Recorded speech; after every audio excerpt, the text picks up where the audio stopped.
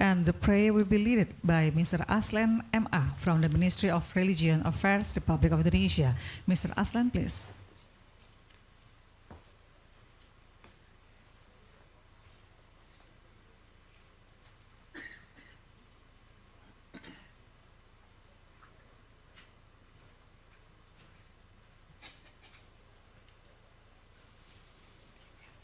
Assalamualaikum warahmatullahi wabarakatuh. Selamat pagi dan salam sejahtera untuk kita semua. Untuk mendapatkan keberkahan rangkaian acara ini, marilah kita berdoa menurut keyakinan kita masing-masing.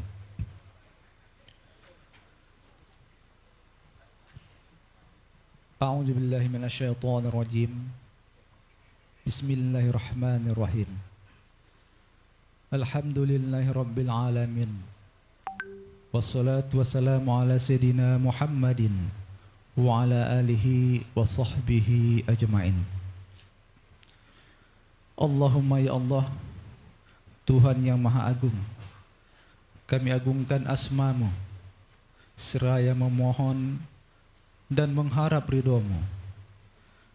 Pada hari ini kami menyelenggarakan seminar internasional dalam rangka memperingati Hari Pers Nasional. Kiranya ya Allah, Engkau berikan kelancaran kegiatan kami ini. Ya Allah, Tuhan yang Maha Pengasih lagi Maha Penyayang, berikanlah kesehatan, kekuatan, dan keselamatan kepada kami, agar sejatinya kami dapat melaksanakan fungsi kami sebagai juru informasi yang akurat dan terpercaya. Ya Allah, berikanlah pintu-pintu kebaikan, bukakanlah pintu-pintu rezeki, pintu-pintu keselamatan, pintu-pintu kesuksesan kepada kami semua. Semoga kami dapat terus menghidupkan dan menumbuh kembangkan media pers yang handal demi menegakkan kebenaran dan keadilan sosial di tengah-tengah bangsa Indonesia khususnya dan dunia global umumnya. Ya Allah, Tuhan yang Maha Pengampun, ampunkanlah segala dosa dan kesalahan kami.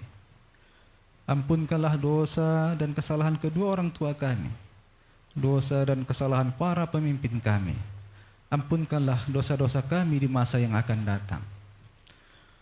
Allahumma taqabbal minna du'aana fa innaka antas sami'ul alim wa tub alaina fa innaka antat tawwabur rahim. Allahumma ja'al jam'ana hadza jam'an marhuma wa tafarruqana min ba'dihi tafarruqan ma'suma. Rabbana atina fid dunya hasanah wa fil akhirati hasanah wa qina adzaban nar. Wa sallallahu ala sayyidina Muhammadin wa ala alihi wa sahbihi wasallam walhamdulillahi rabbil alamin. Assalamualaikum warahmatullahi wabarakatuh.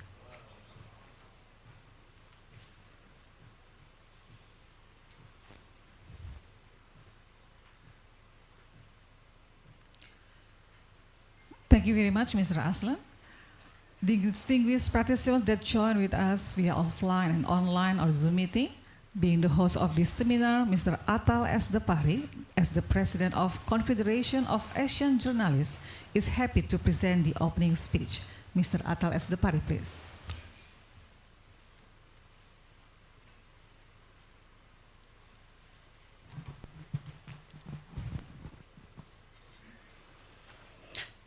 Bismillahirrahmanirrahim. Balam berkicau di pokok arkasia, tengok di Tasik berenang angsa. Selamat datang Ismawi Malaysia, mari hidupkan perpaduan bangsa. Ini puisi order by Malaysian. Segar badan meminum jamu. Jamu sehat memaknai usia. Di kota Medan kita bertemu, kota bersejarah, pers Indonesia. Ini sesuai dengan tema. Sungguh cepat larinya rubah, melesat lewat pematang sawah. Teknologi media maju berubah, pers merdeka, demokrasi bermarwah.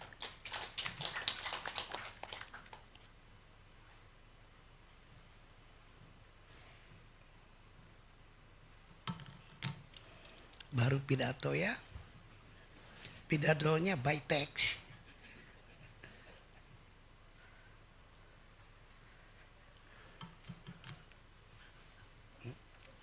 Oh, oke, iya.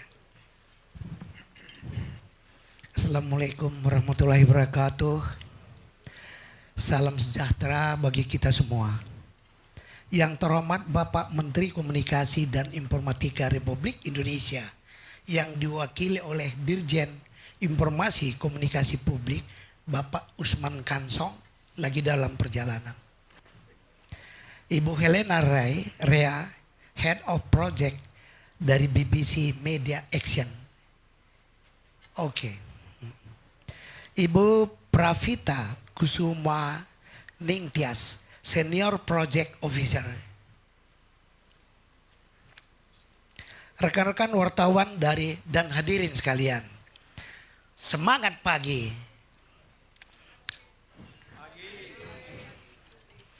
Selamat datang di seminar internasional yang luar biasa ini. Seminar yang bertajuk Media Massa yang Berkelanjutan dalam Tantangan Digitalisasi Platform Global. Ini nantinya akan membahas mengenai disrupsi yang dihadapi oleh media. Kegiatan ini merupakan bentuk kolaborasi yang melibatkan Confederation of Asian Journalists, CAG, PWI dan BBC Media Action. Perkenankan saya hadir di depan forum ini tidak hanya sebagai Ketua Umum PWI tetapi juga sebagai Presiden CAG. Yang pada Oktober 2022 lalu di Bali, saya selaku Ketua Umum PWI menjadi Presiden CAG berdasarkan giliran di antara organisasi wartawan di seluruh negara anggota ASEAN kecuali Brunei. Saya akan mengemban sebagai Presiden CAG hingga tahun 2024 mendatang. Hadirin yang saya hormati, seperti kita ketahui adalah suatu keniscayaan bahwa Indonesia terintegrasi dalam lanskap digitalisasi global. Kita secara fair mesti mengakui Google, Facebook, Amazon, Microsoft, Apple, Alibaba, Twitter, dan lain-lain telah memberikan banyak manfaat pada kehidupan sosial dan ekonomi. Pengembangan ilmu, pengetahuan, dan teknologi, kebebasan berekspresi, ekonomi kreatif, dan bahkan proses berdemokrasi.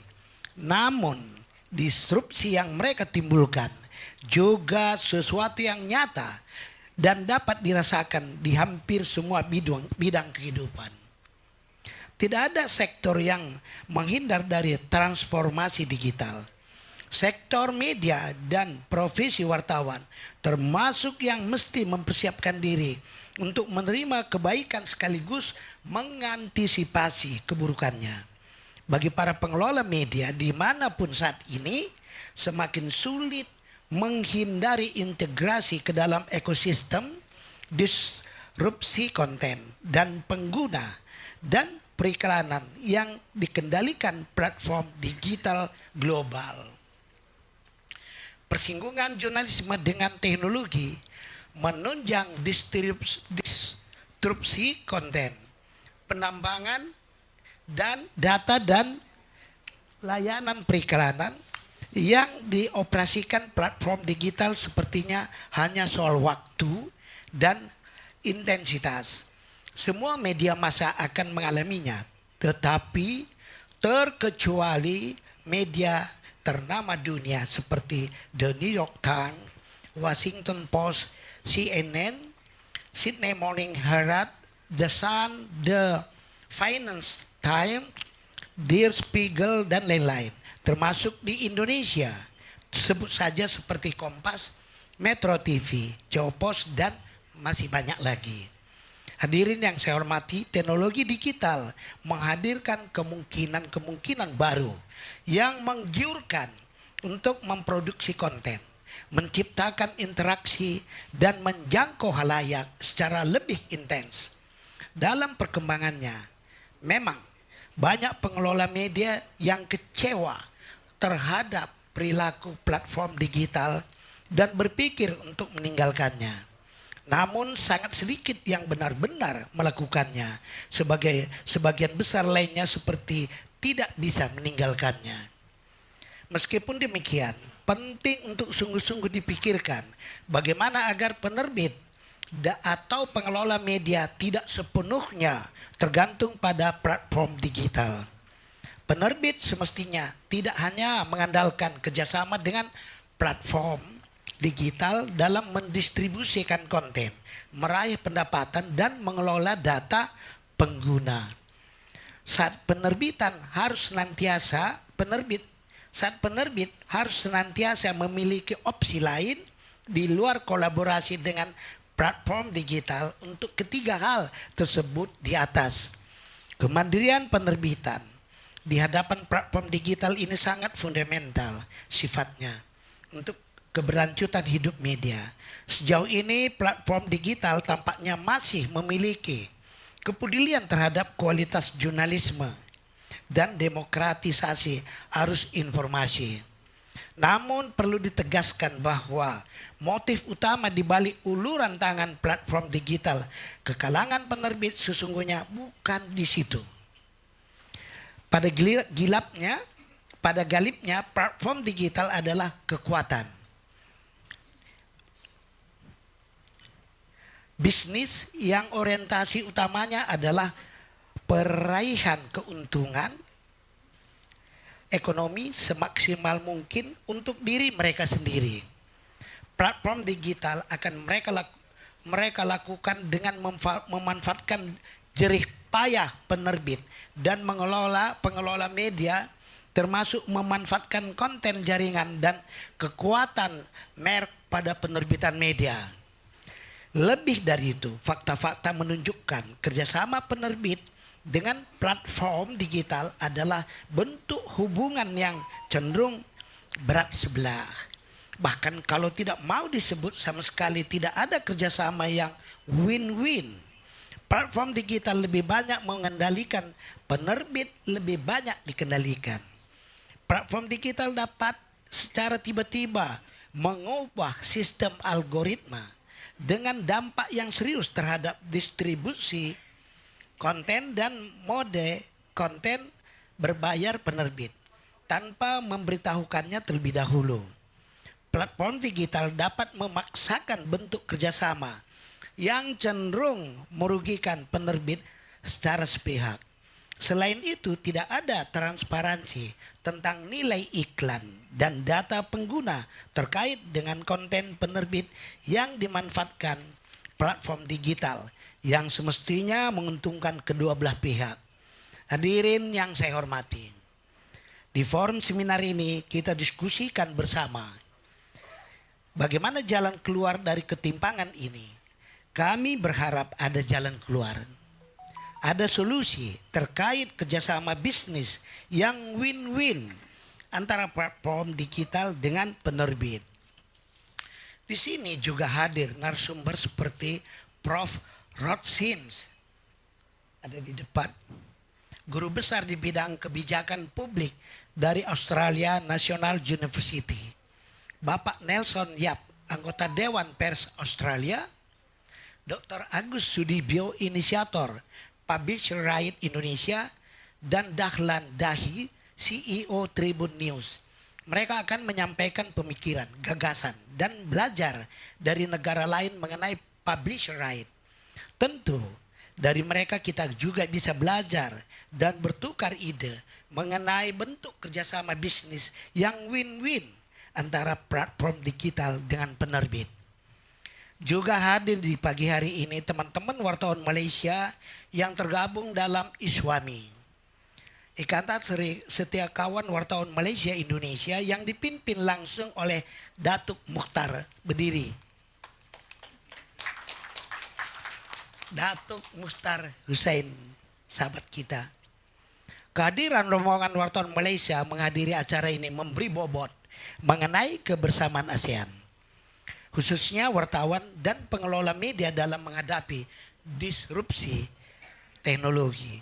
Mari kita memanfaatkan momentum seminar ini untuk kita bertukar informasi dan belajar dari para ahli di bidangnya.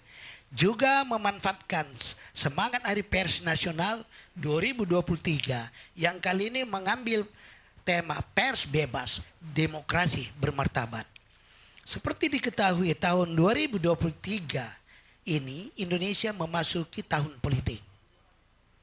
Pers juga menjadi bagian dari persaingan politik yang pemilu presiden dan pemilu legislatif yang akan berlangsung serentak pada tahun 2024 mendatang. Tentu kita berharap pers Indonesia tetap bebas, tetap menjaga independensinya di tengah hiruk pikuk para buzzer politik.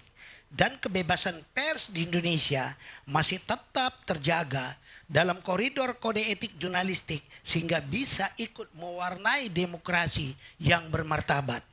Hadirin yang saya hormati, dalam kesempatan ini perkenankan kami mengucapkan terima kasih kepada BBC Media Action yang diwakili oleh Ibu Helena.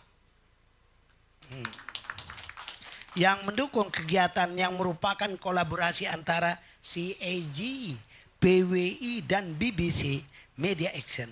Kami sangat senang dapat menyambut para Anda semua dalam seminar ini. Kami berharap bahwa seminar ini akan banyak menghasilkan buah pemikiran, terobosan, gagasan, dan ide-ide besar yang bisa menjadi inspirasi bagi kita semua dalam menjaga kelangsungan media di tengah tantangan disrupsi digital.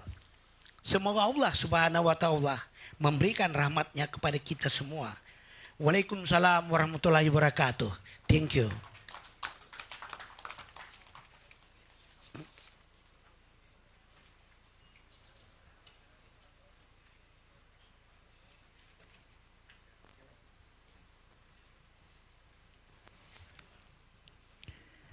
Baik, selanjutnya kami persilakan untuk Bapak Ibu atau Bapak Ibu beserta peserta ya.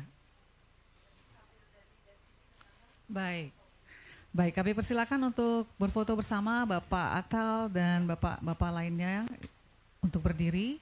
Kita akan berfoto bersama. We will do the photo group session. Peserta tetap di sini tapi berdiri kali ya Bu ya. Kami persilakan untuk berdiri. Ladies and gentlemen, would you please stand up because we would like to do the photo group session. Thank you.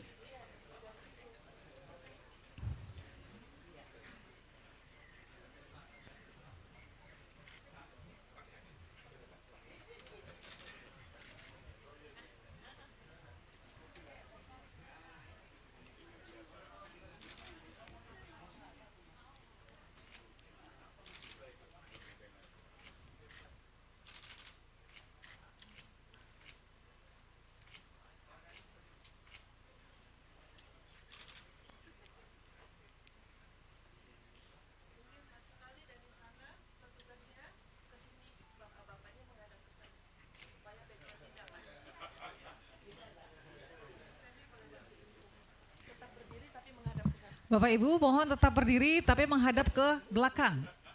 Di balik, ngadapnya di balik Bapak Ibu. Supaya dampak backdropnya. Untuk meninggalkan tempat karena masih ada acara lain yang harus dihadiri oleh Pak Atal. Kami ucapkan terima kasih atas kehadirannya dan sampai ketemu lagi di acara yang berikutnya.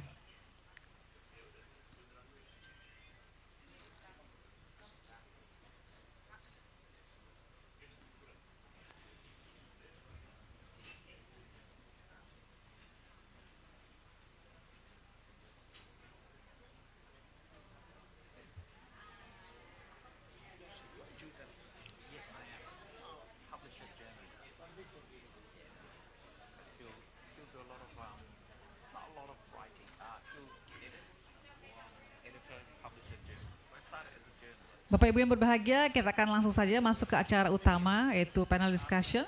Ladies and gentlemen, now we are proceeding to our main agenda. It is the panel discussion. And in this session, we are inviting four distinguished speakers. They are Mr. Professor Rod Sims from Crawford School of Public Policy, the Australian National University. Mr. Agus Sudibyo, the initiator Indonesian Publishers' Right Regulation. Mr. Nelson Yap, member of Australian Press Council Board, member Local and Independent News Australia, and Mr. Dahlan Dahi, the CEO of Tribun Network. And this session will be led by our beautiful moderator, Mrs. Cherstina Chelsea Chan, the academician Media Law Studies, as well as the assistant to Secretary General of Confederation of Asian Journalists. And we are saying that all the speakers and moderators are in front of us. And ladies and gentlemen, let's give a big welcome to our speakers and moderator. So, Mr. Chelsea, the floor is yours. Thank you.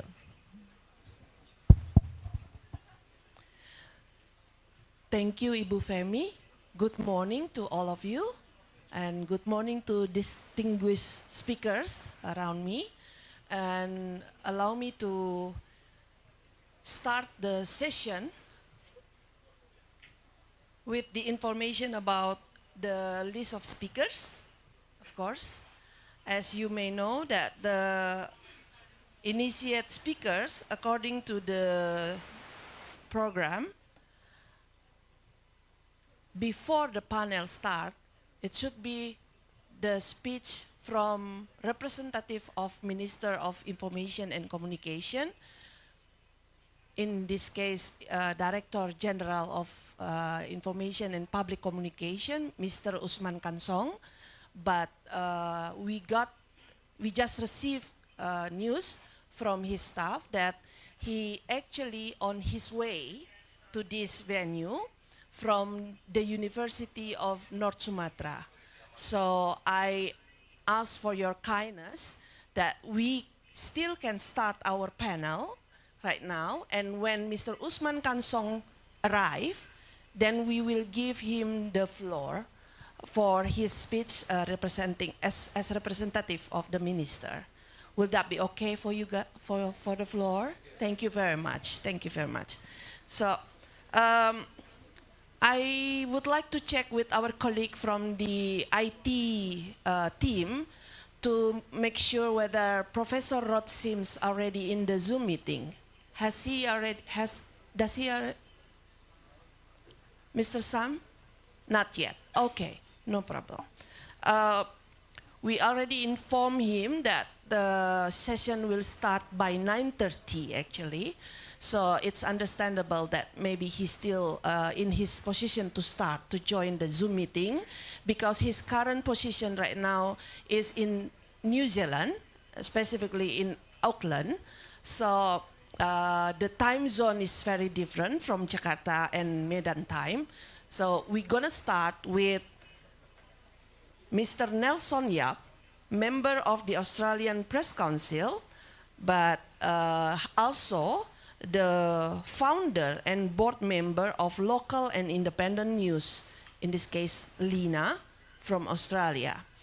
And then we will invite Mr. Agus Sudibyo, Dr. Agus Sudibyo, the initiator of the Indonesian Publisher Right Regulation, which is already with us here. And last but not least, of course, our CEO Tribun Network, Mr. Dahlan Dahi, on my right side. So there will be a session for dialogue or discussion from the floor to the speakers in terms of clarification of their idea, or probably you want to share your point of view. We will start after the panel finish. So please join us until the end of the seminar, and please be in the good spirit when we join this session. So allow me to inform you in terms of the topic, why we choose the topic digital disruption and sustainable media ecosystem governance. For sometimes the Indonesian publishers in the process of having this process to get in touch with the international digital platform to make sure that the product, the quality of their journalism product can be used in a proper and appropriate manner. In terms of business side, there is a problem facing by the publishers in Indonesia, especially because Indonesia have so much, by population, it's more than Australia. Nelson said about that yesterday. And the international digital platform will be very, very eager to keep the market in Indonesia alive, to make sure that the publishers can cooperate with them. But of course, we're gonna hear directly from the speaker's point of view and their experience directly. So just to start with, allow me to invite Mr. Nelson Yap for your session. Each speakers will have 15 minutes, so please make use of the time available. Thank you. Let's give an applause for Mr. Nelson Yap. Thank you. Oh, you may. You sure? Yeah, okay. Thank you. Welcome, ladies and gentlemen, distinguished guests, friends and colleagues. My name's Nelson Yap. I'm the publisher of Australian Property Journal. I'm also co-chair and co-founder of the Public Interest Publishers Alliance and a board member of the Australian Press... not board member, just a member of the Australian Press Council and a board member of the Local and Independent News Association. So I'm here today to share the experiences of what it's like for a publisher to negotiate and benefit from the News Bargaining Code in Australia. Oh. Do I press that button? Yes. Okay, excellent. So the Publishers Alliance, I'll call them PIPA, we were formed in 2021. When the Australian government announced that the News Bargaining Code would be introduced earlier that year, it was embraced by all the publishers in Australia because we thought finally we're going to get some sort of revenue or some sort of recognition for all the work that we've done. But after the code was shortly, introduced in Australia, we quickly noticed that independent and small publishers were ignored by the digital platforms. So before the code was, passed by Parliament, they had done deals with the major media companies, which were News Limited, 7 West Media, 9, the ABC, and a select number of medium-sized publishers. But they didn't do any deals with the independent publishers or the smaller ones. In fact, before the code was introduced in Australia, Facebook, we call it unfriended, but they blocked all the news websites and government websites in Australia. At the time, they said it was an accident, but we have seen since then that it wasn't an accident. It was a deliberate strategy to bully the Australian government so they wouldn't designate Facebook under the code. Now, it'll be interesting because we've got 26 million people. Indonesia has much more than us, so I don't know whether Facebook will do the same thing and threaten to ban all the websites in Indonesia. Because the last time Facebook had their annual meeting, I think, or their quarterly meeting, they revealed to their investors that they had lost 500,000 users, and we saw 25% wiped out from their market value. So they lost $200 billion just by losing 500,000 users. Now imagine if they lost 196 or 98 million users in Indonesia. I think the company would lose much more than 200 billion. Anyway, that's just my thought. So the code allowed the Australian Communications and Media Authority to establish a process where publishers could join and basically be found to be eligible news businesses. Now, my publication and over 30 odd publications in Australia were recognised as a public interest publisher by ACMA, which is the Australian Media and Communications Authority. But despite being recognised, we still couldn't get the digital tech platforms to talk to us. They ignored all our emails and all our phone calls, all kinds of communication, because they weren't designated under the code.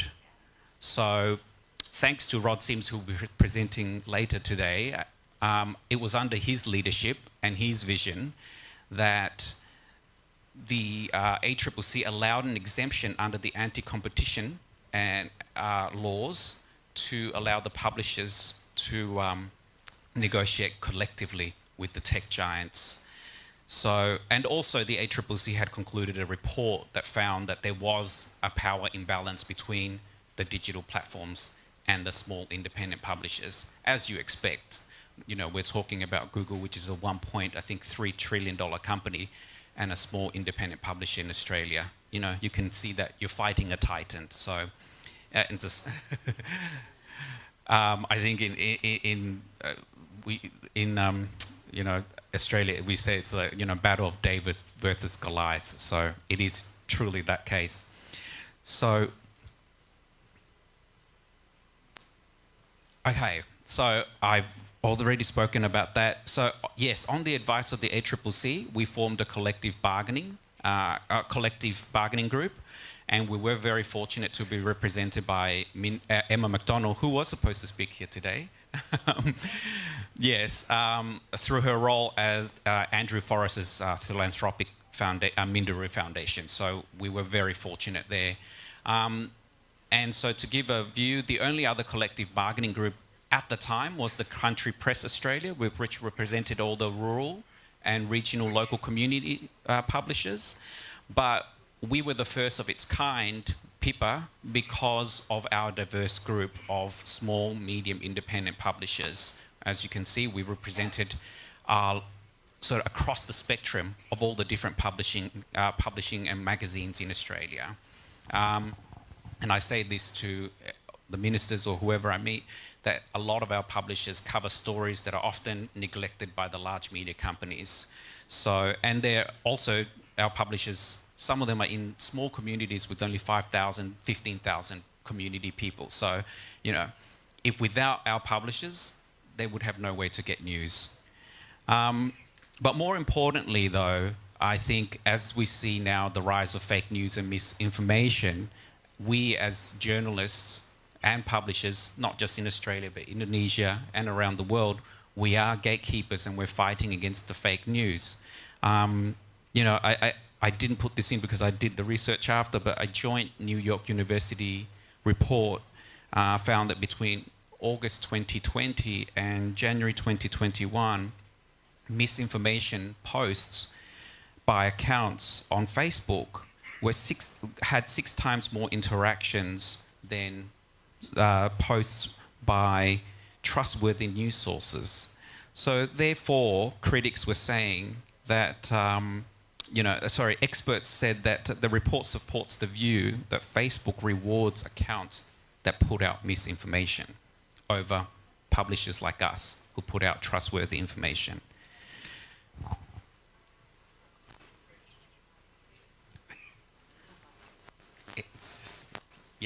So that's a list, I won't read it out, but that's our list of publishers in our group of 24, as I said.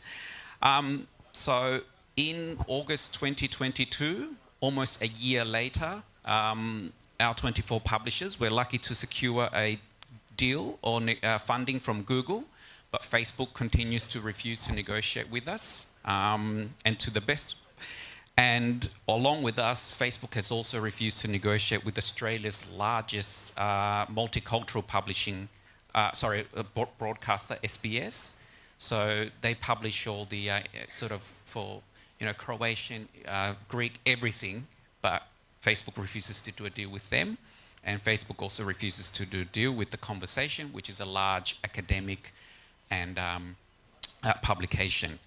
So, and but having said that, so we were very fortunate, but after us, to the best of our knowledge, no other publishers have done a deal since then with Google or Facebook.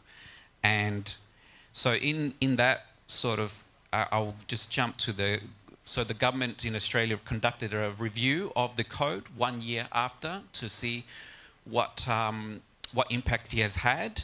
But the government decided, despite our lobbying, the government decided that they would not designate Facebook under the code because it requires designation for the negotiation to be mandatory. So the negotiation in Australia right now is voluntary between the digital platforms and the publishers.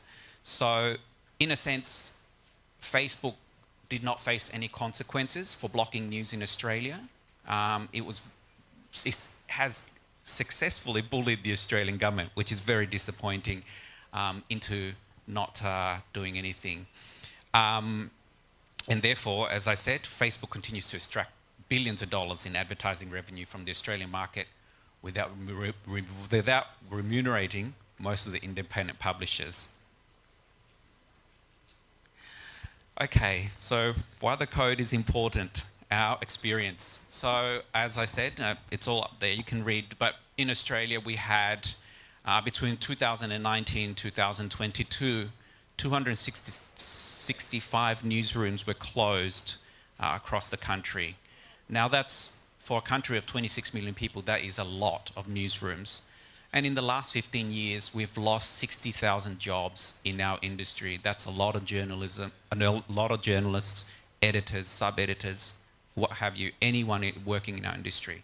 So in a sense, this code, when the Australian government introduced it, was a very critical reform because it has been so long, it has been 15 years of the digital platforms having a free ride of our news and benefiting from our news and making billions of dollars in digital advertising revenue and taking it away from us without giving us anything. We have to employ the journalists, we have to do all these stories, and they just benefit from it. So the code was important to address that, disruption that we've experienced.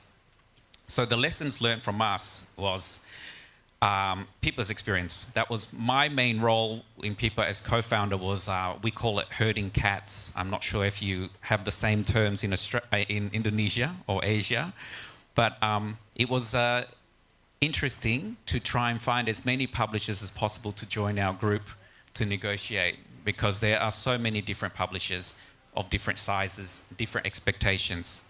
So that was a challenge. But what I wanted to, from my meetings with a lot of the publishers and informing Pippa, was that, you know, initially we had 50 people, 50 publishers who looked at joining, but because of disagreements, some of them thought that they didn't need to, some of them thought they were too big to join a group, they can do it themselves. So for various different reasons, they decided that they wouldn't be part of it, so we ended up with 24. But these publishers still do not have a deal today. So my experience from this is that we are stronger together. Whilst some of us might be competitors, you know, at the end of the day, if we don't stick together, we are going against titans here. So if we don't stick together as publishers, we go in independently, we're not going to get anywhere. And look, and of course we engage with all the members of parliament, ministers and the government. But as I said, so lessons learned from Pippa is that, and ultimately of course more importantly for newsrooms is the financial security because it creates a sustainable news business. But now I want to turn to also quickly the lessons learned from overseas. I'm sure you've all followed. We've now seen, you know, in the US, in the United States and Brazil, the code basically has been killed off. In the US, it's sort of sitting there, but it's not going anywhere anymore. That's because the publishers in the United States were not able to come together. I guess because of their political system, they're very divided as well. But also, the US wanted to be perfect. They wanted their code to be perfect. And I say, don't let perfect be the enemy of the good. So sometimes good enough is a good start, and we can work on progress and reform and make changes. Don't wait until we're trying to make it perfect before we pass the code. And then finally, of course, don't wait for things to happen, make them happen. I think, I'm a journalist, I'm an editor. This is not my job. I don't know how to lobby. I don't know how to do any of these things. I don't know how to bring together 50 people in one room and say, let's go and negotiate with Facebook and Google. But someone had to do it. So I thought, well, if I don't do it, who's going to do it? No one else. So that's why I started ringing the cold calling all the publishers to try and get them on board.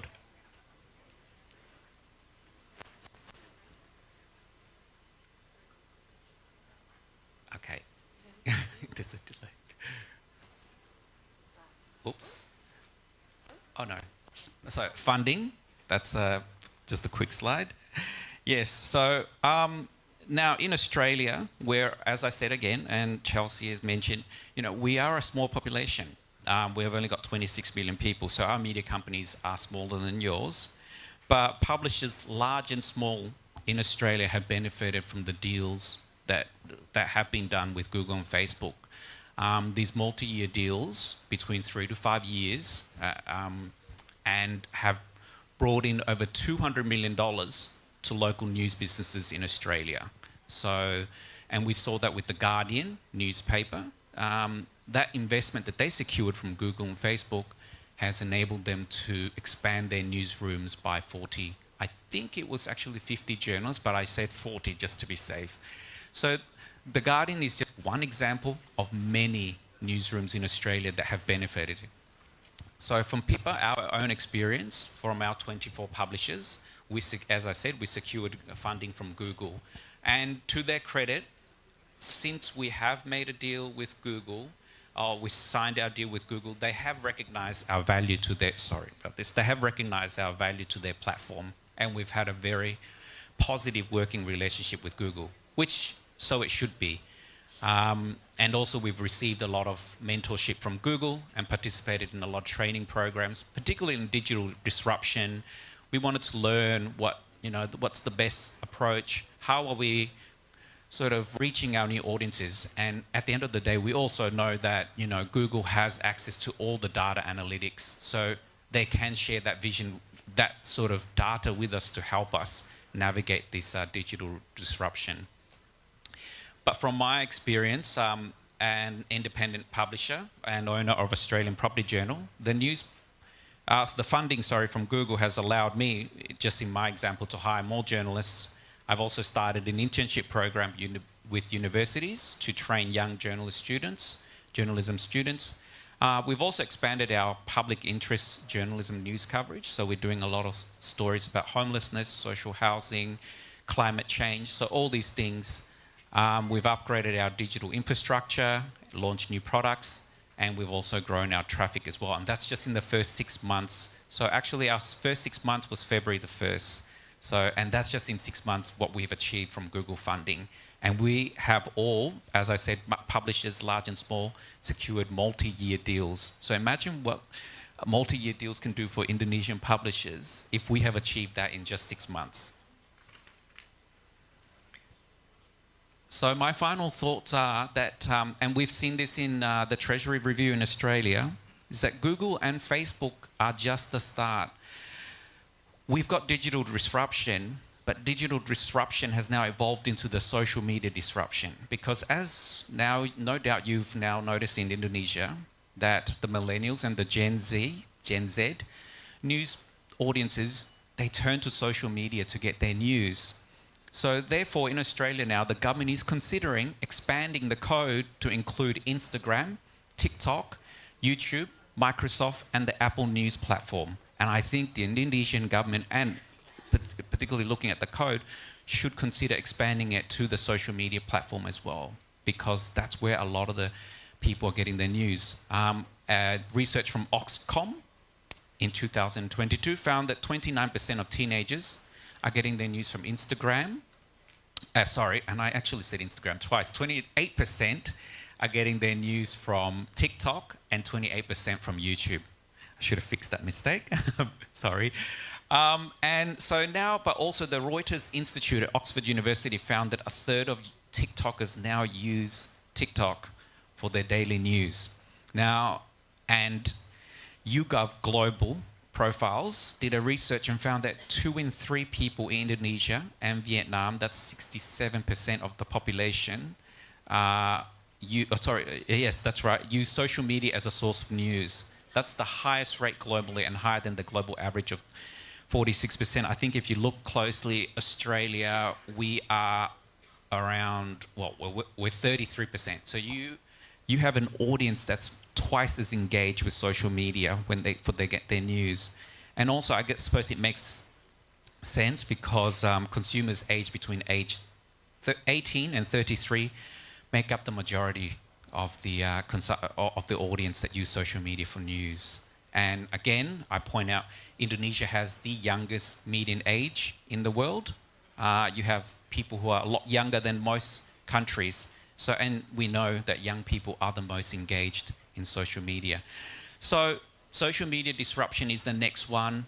Google and Facebook are great, you know, to get the code started. They're great, but we also have to consider that in order to preserve journalism, and what we do is a public good, we are just as important as hospitals, roads, and all those things. We sometimes, I think, in the media don't sort of see ourselves doing public good, because I have to confess, a year ago, before I started doing this, I just saw myself as a journalist writing stories every day, you know, filing in your stories and then going home and thinking that's done, that's fine.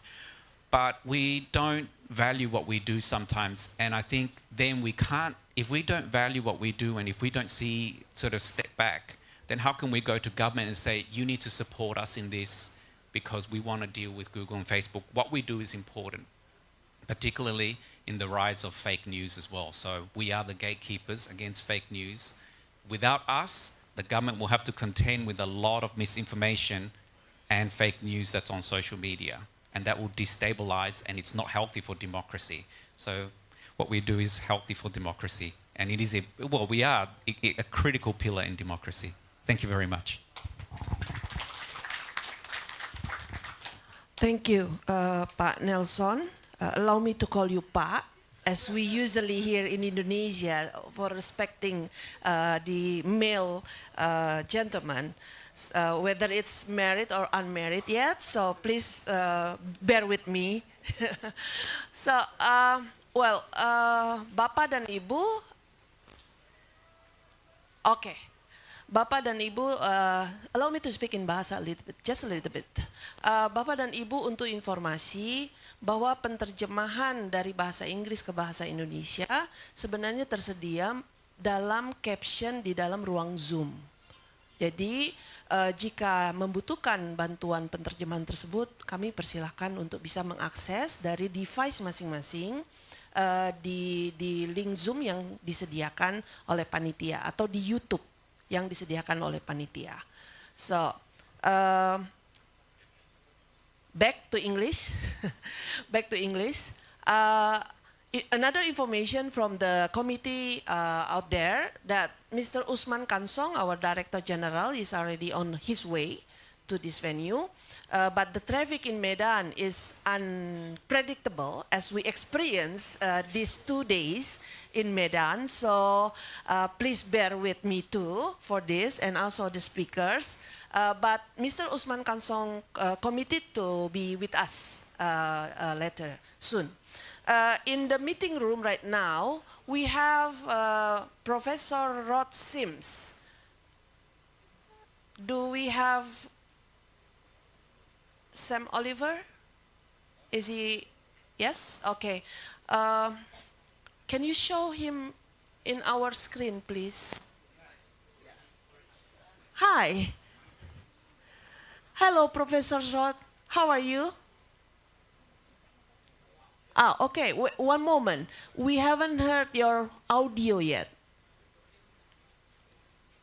Oh, I'm sorry. Can you hear now? Yes, loud and clear. Thank you very much. So, Professor, just to inform you that we already opened the seminar by official opening. We just finished with that. And then we already invite Nelson Yap as the first speaker, because it's my apology if it's a bit of the structure of the speakers is a bit changing, because we understand that you are kindly agree to speak with us even though you are on holiday.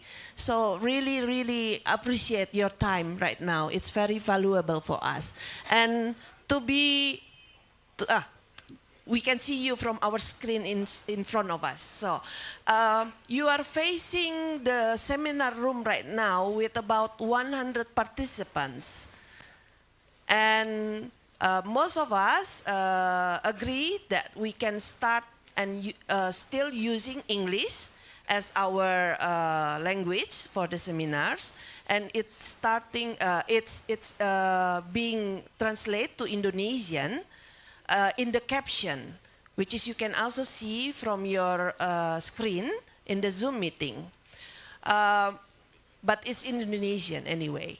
So you may start speaking in English as you, of course, your native language, and we gonna follow, and the participant will follow also with Indonesian from their devices here.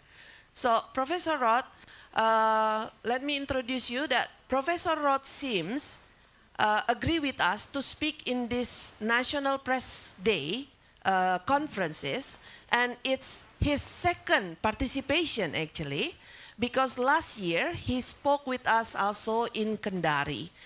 He did it during his term as the president of the Australian Competition Authority. And this year, Professor Rod Sims will speak with us as his current academic role, Professor of Cravert School of Public Policy from the Australian National University. But he's currently in Auckland. So we appreciate your time, Professor. So as you may know that the topic of today is still related to the process and the effort from the Indonesian publishers to have the bargaining code and the publisher right to be established in Indonesia. In front of us, publisher owners and also academicians join us, and the government official also with us. So we allow us to invite you for 15 minutes to share your thought about this. Thank you, Professor. Let us applaud him to encourage Professor. Thank you. So time is yours. Okay, thank you very much, and thanks for the invitation to speak. Unfortunately, as you say, it did coincide with me being on holidays, and I have to say I'm not in Auckland. I'm very much to the north, the northern tip of New Zealand, so I hope the internet holds up through this discussion. I thought I'd make a few points and then happy to take questions later on. The first point is that what started the News Media Bargaining Code in Australia was a study done by the Australian Competition and Consumer Commission. The law in Australia is such that when the government directs us to do an inquiry, that gives us powers to get information, compulsorily demand information, and it also requires us to make recommendations to the government, which we did. Now, the study was about digital platforms, media, advertising. We ended up making 23 recommendations, of which one was that there be a news media bargaining code. We did make other recommendations about providing funding to local journalism and a range of other things. So the News Media Bargaining Code was not our only recommendation in relation to journalism, but it was I think our most important one. The reason we made the recommendation for a News Media Bargaining Code was that we could see that, as the previous speaker said so very clearly and very well, the platforms use the content of media businesses to attract people onto their platform, either to answer Google searches or to be on the Facebook newsfeed. When the media companies asked for compensation for this, they were told no. And our view was that there was an imbalance in bargaining power, in the sense that Google and Facebook need media, but they don't need any particular media. They could, even if they had half the media, that would be enough for them. Whereas each of the media businesses did need to be on Google and Facebook. So it was an imbalance in the bargaining power to arrive at an appropriate payment for that content. Google and Facebook said there is no payment for content. The concern we had and the government had was that, again, as the previous speaker just said, journalism is fundamental for democracy. It is a vital ingredient of a well-performing democracy. We don't want the platforms to not make payment, otherwise journalism will decline significantly, and if journalism declines, then our societies will decline. So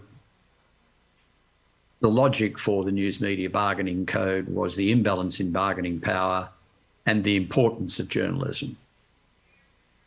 Now, the News Media Bargaining Code was a recommendation to government. It was accepted by government at the end of 2020. And the point I want to make here is it's nothing to do with competition law, even though it was the Australian Competition and Consumer Committee which recommended it, or Commission which recommended it. It is government legislation. So ultimately, in Indonesia, in other ASEAN countries, you need government legislation to make this work. Now, there's three components of that legislation which are fundamental. One is that there is a process of negotiation, but if negotiation does not yield an outcome within a certain period of time, then there is a process of arbitration. So it is a negotiate, arbitrate model.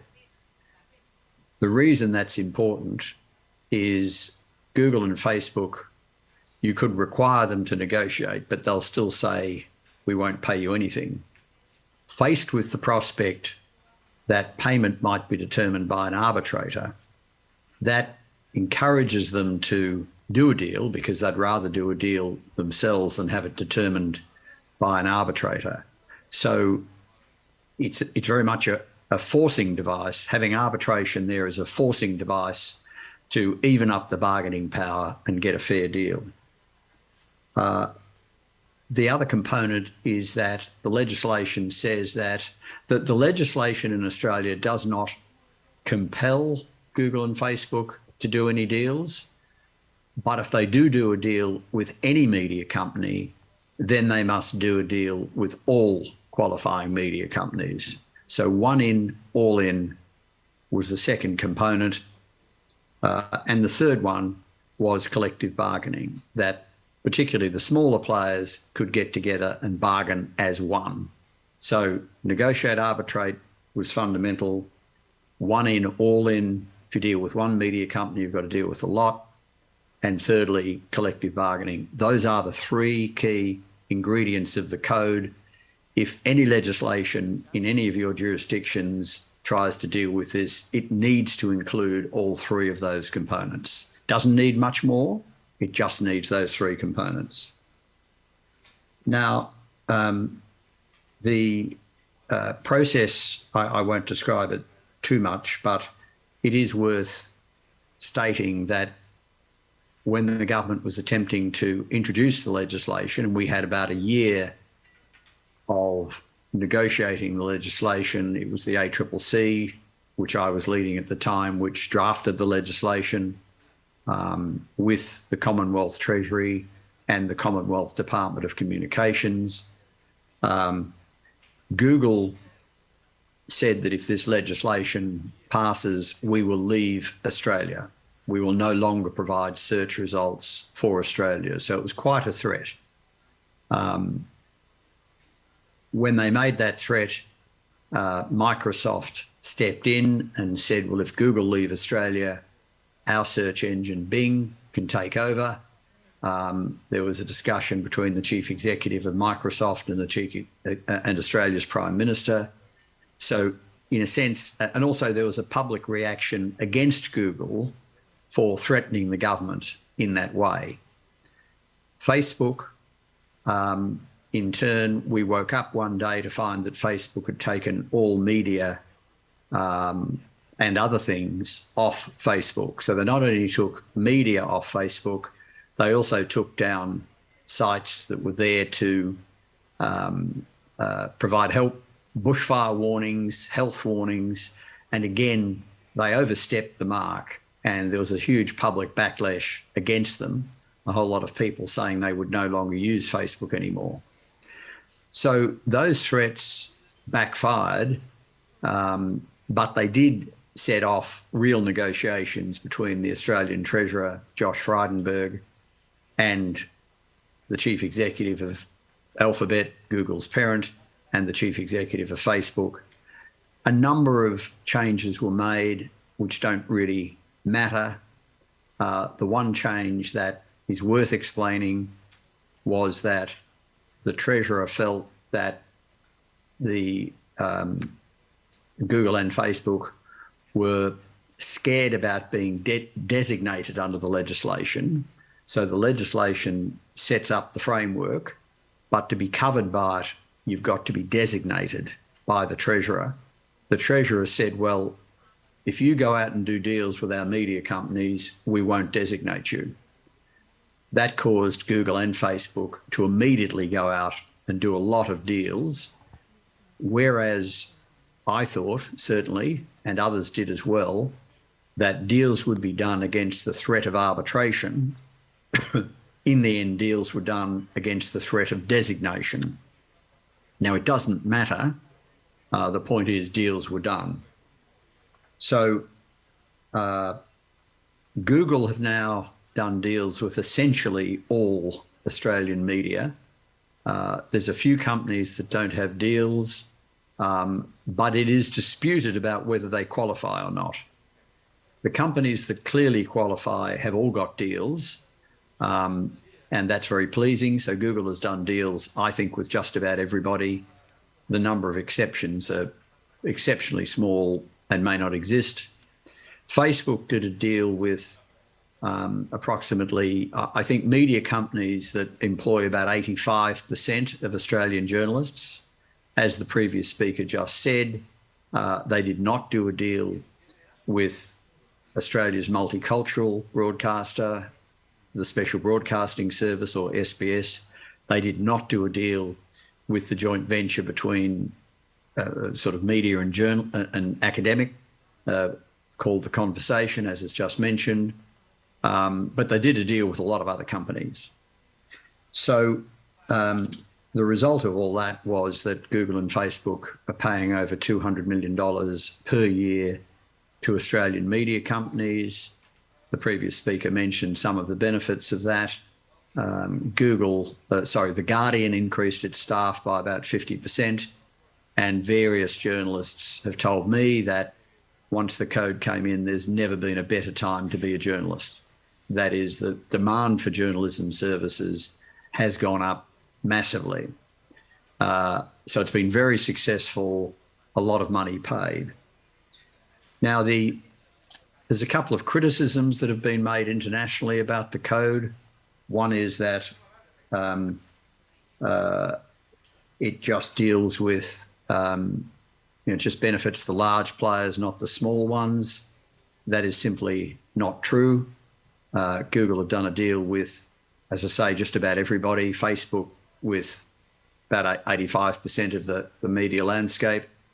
But deals have been done with large and small players. In my experience, the smaller players got more money per journalist than the larger players. Now, that's not going to be always the case, but it's certainly largely the case. It's been a very successful process. It's now being followed in Canada, where the legislation is now being reviewed by the upper house of their parliament. I spoke to the lower house. It's now before the upper house. So I'm very confident that there'll be a news media bargaining code equivalent in Canada. I think there's a good chance there'll be one in the United Kingdom. They're due to pass their legislation next year. It's broader legislation, but once it's passed, it allows for a news media bargaining code. So they're the two most likely places. Obviously, I'm heartened by the fact that Indonesia is actively considering it, and I hope other countries in ASEAN will consider it.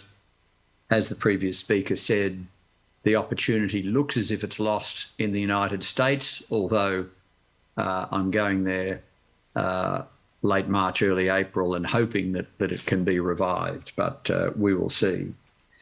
The main lesson, I can only repeat what the previous speaker said, what made the code, what got the code into legislation, what made it so successful was the media worked together. All Australian media pretty well backed the code. Even newspapers to the right and to the left of the political spectrum, they joined together and lobbied the government to get the code, and with the code in place, then deals were successfully done. Now, those deals are in place for 3 to 5 years. There is provision under the legislation, which the previous speaker again said, for the code to be extended to other platforms. That would require further consideration. We have a new government in Canberra at the moment, and it's got a lot of priorities. I'm sure it will get round to this issue, but it's got a lot on at the moment, having just come to government with a whole range of problems confronting them. So I don't think we've heard the last of other platforms getting designated or threatened to be designated, and it may well be that action is taken against Facebook for not doing deals with the SBS and the Conversation. I think we're still fairly early stages with a government that's had other priorities. So look, I'll leave it there to stick within your timing, but happy to answer questions at an appropriate stage. So thank you very much. Thank you, Professor. Thank you very much. We give you applause from here. So you don't mind to continue with us for another 20 minutes, perhaps? Yes, I can certainly do that. Okay, thank you very much. But to inform you that we already have our Director General of Information and Public Communication, Mr. Usman Kansong. Let's give applause to Mr. Kansong. Yes, he's here in terms of his role to representing the Minister of Information and Communication and Informatics. Pak Usman, we already start with 2 speakers, especially Nelson Yap from the LINA, the local and independent news publisher from Australia, and he spoke about the process and the success, and especially quite interesting, what happened after that. Yes, what happened after that is, I think it's very to be quote here. And from Professor Rod Sims, you actually met him also in Kendari via Zoom, and he emphasized about the process of legislation, but also he talked about whether the 3 components, the negotiation and arbitration process, the legislation itself, and of course, how to encourage the media groups to be able to cooperate each other strongly to have and to pass the regulation as needed, as initiated by the media community, in this case Pak Agus Sudibyo and the network. So Pak Usman Kansong, if you don't mind, we would like to invite you in this moment right now to speak about some of the progress that we already have at the House of the Minister. Time is yours, please.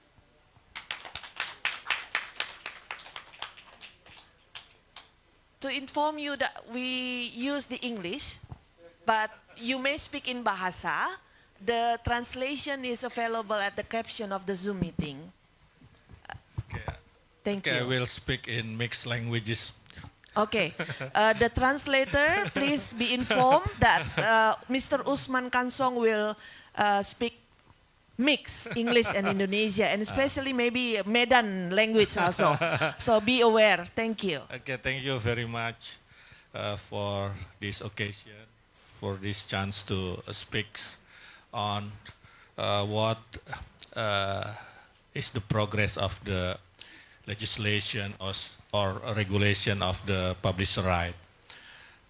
Kominfo, the Ministry of Communication and Informatics, has just submitted the draft of a presidential decree on publisher right or negotiation code in terms of Australia, like Rod Sims said earlier.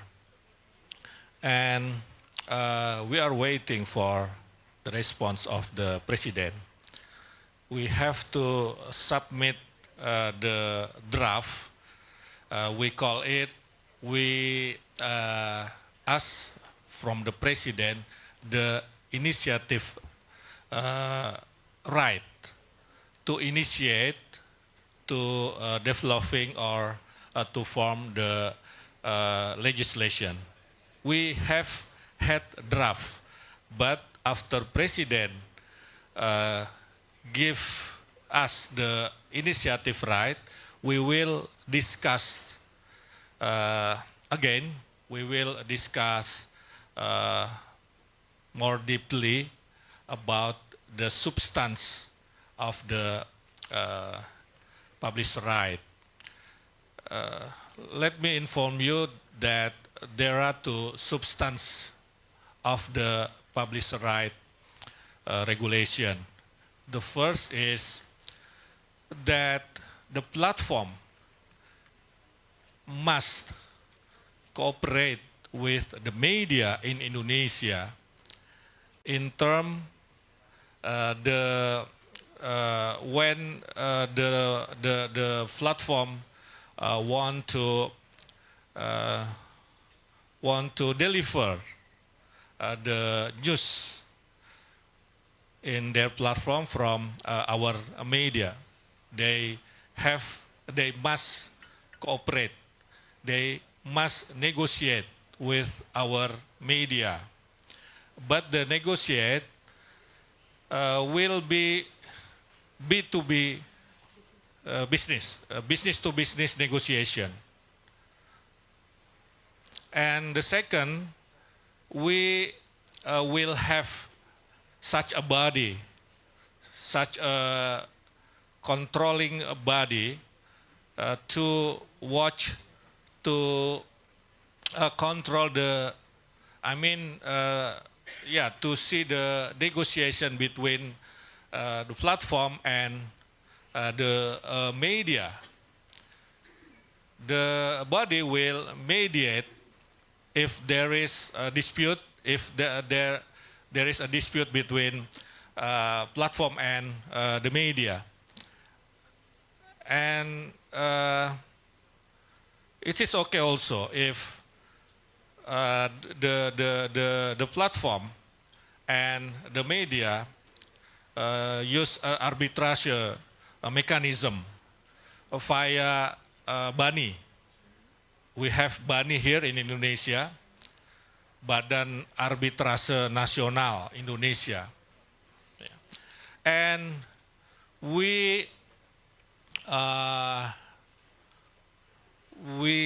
the regulation will give the right to press council to control, to watch, to see, to mediate the cooperation between platform and the media. Because the position of the government, we are not recommending to form new special body. So we will use the existing body, that is press council.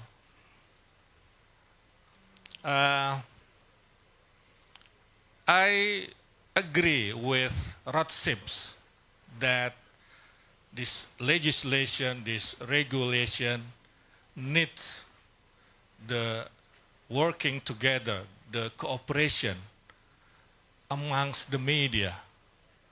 The media in Indonesia and the government should be united. Should be united.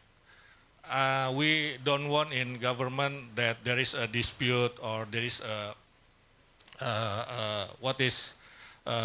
differences opinion between amongst the media in Indonesia. So we should unite here if we want to regulate the platform. And the position of the government here that we have press freedom here in Indonesia. So we will regulate the economic aspect, not the press or journalism aspect. That's the first. And the second, we regulate, we govern the platform, not regulate or govern the press. Yeah, because we have press freedom here. We off in HPN 9 February, in next 2 days, the president in his speech will respond the draft of regulation that we have just submitted to the president. That's all. Thank you very much. Thank you, Pak Usman Kansong, for your brief information on the update of the progress from the minister's side.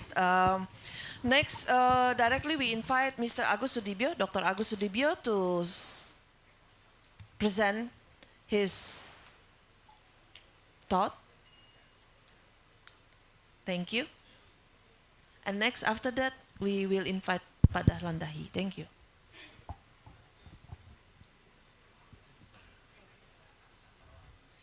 Thank you, Chelsea. Bismillahirrahmanirrahim. Assalamualaikum warahmatullahi ta'ala wabarakatuh. First, thank you for CIG, PWI, and PPC Media Action for invite me to join in these important meetings. And it's really nice to meet all of you, especially colleagues from other country in Southeast Asia region, especially from my friend from Malaysia, tepuk tangan. And also my friend from maybe Vietnam, Thailand, Philippines that join in this seminar. I would like to share the experience of Indonesia media community to the advocacy for news media bargaining codes, and then also I would like to share the idea for the need for inter-country media association caucus or alliance for together to the same advocacy.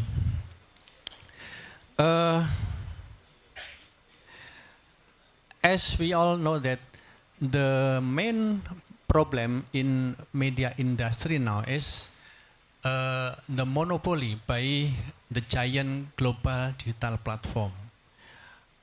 I don't know the exact situation in each country in ASEAN region, but if we refer to the context of Indonesia today, the monopoly of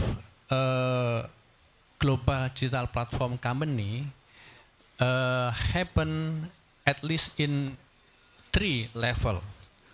First, around 80% of news distribution in Indonesia is controlled by Google and Facebook.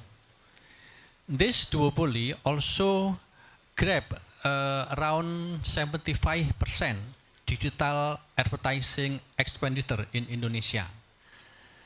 And they also monopolize the processing and also utilization of user behavioral data. Even though they use publisher own news content in mining that user behavioral data, they refuse to share the data to publisher. If publisher need the user behavioral data, they still have to buy to Google and Facebook. Even everybody know that Facebook, Google mining user behavioral data use the content of publisher. I think it's not only Indonesia problem, it's a problem in every country. Also, I think in Australia also. So in, sorry.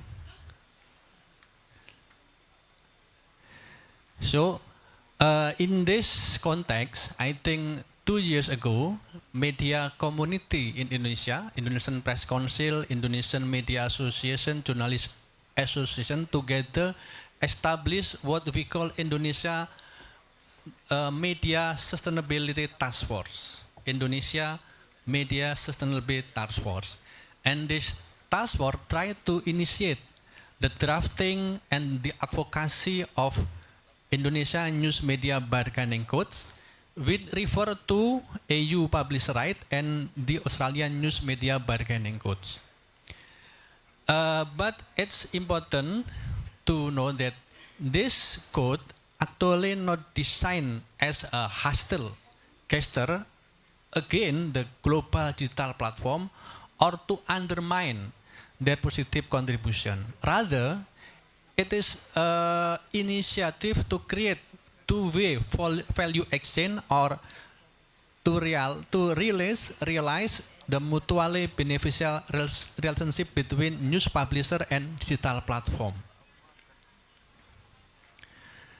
And in the draft that submitted by task force to government, this bargaining codes set up the obligation of digital platform company to negotiate in good faith with Indonesia publisher regarding first, the economy value of publisher content that they use or monetize, and the second, fair and transparent profit sharing in digital advertising schemes involves both parties, and third, sharing of user data generated from the use of publisher own news content by digital platform company. The code also obligate the digital platform company to ensure that the news content they distribute and monetize is in accordance with the Indonesian press law and the journalistic code of ethics.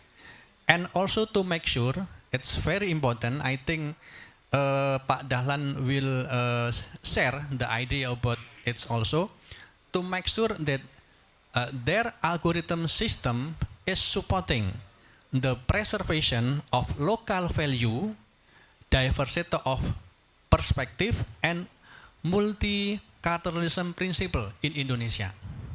So we also talk about how we govern the system of algorithm in some national entity. I believe, and I think as we all know that in order to carry out the journalism, social function, and democratic function properly, the mass media must be economically sustained. The mass media must be strong enough as business entity. So the ultimate goal of bargaining codes actually not only how to help media in dealing with digital disruption pressure. The ultimate goal, I think, is how to creating media ecosystem that is conducive for realization of good journalism, civilized media public sphere, and for maintaining the contribution of the mass media to the democratic process in Indonesia in much broader scope.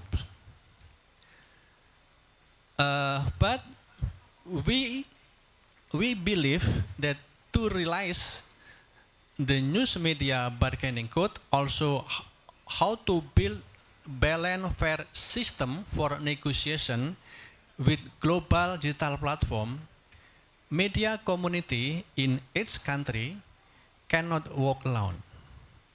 If we walk alone in this field, we will always facing David versus Goliath struggle between the giant global digital platform. So we must build network, and therefore we need to establish a kind of caucus or alliance of the media association in ASEAN region, and together fulfilling media sustainability principle in this region. This is the idea that we try to offer to all of you, to colleagues from different countries in ASEAN region, because we will be stronger and have better position in bargaining with the giant global digital platform if we establish this kind of caucus or alliance. I think this is the idea that I want to share to you, and hopefully this will be meaningful and useful in this seminar. Thank you. Thank you, Dr. Agus Sudibyo. The process of the advocacy and the purpose of the ultimate goal together among the ASEAN Journalists Association and Journalist Organization to have this idea to be happen at the end. Pak Dahlan Dahi, time is yours. Yeah, thank you very much. Can I have my slide? This. Yeah. Pak Sam. Okay. Thank Yeah. you very much. Thank you. Assalamualaikum, selamat siang. Ladies and gentlemen, it's an honor to speak in this forum, but let me introduce myself to understand my perspective. I think this is important. I am CEO of Tribun, which is a media network that have 40 offices across Indonesia, and I work as a journalist. So local journalist as yours, but I am a little lucky that I work as a journalist for almost 30 years now. I work as a journalist 19 years in local newspaper. It's okay. So second, I want to put in the context. So Australian News Bargaining Code is about the relation between publisher and platform in business side. So it's about revenue share, which is also important since I believe that media can do the main role as a fourth pillar of democracy when financially, businessly, they are strong. So we have to make the media strong so they become do their role as an important part to build the democracy. But I think it's not enough. should also look at the how algorithm impacting our life. Since it's also important, it's not about money, it's not about profit and loss, but it's about the public's prosperity. That would be my point. Can you help me to? Okay. Please run the video. I think the slide says video. It's okay.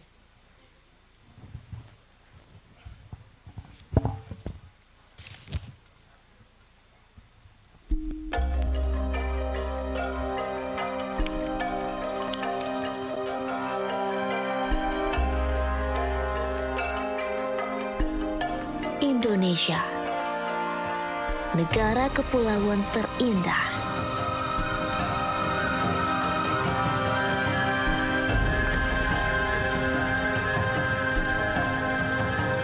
Beragam suku, bahasa dan cerita unik penuh makna.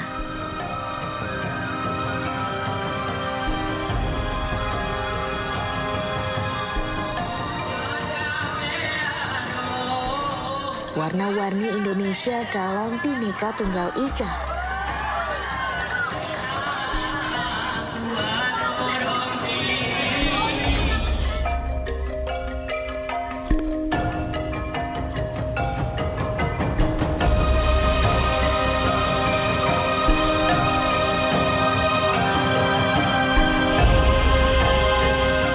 Kami terus tumbuh menjadi mercusuar di negeri 1001 cerita.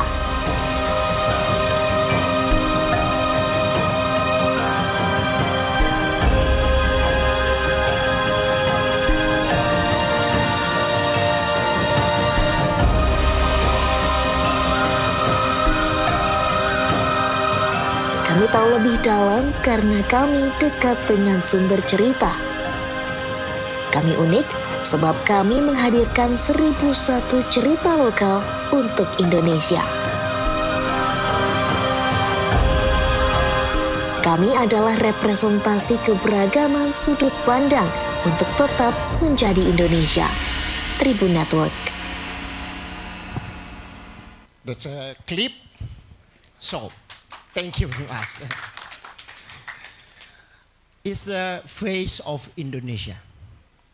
It's not the shopping mall, which is the face of Indonesia. It's a traditional market.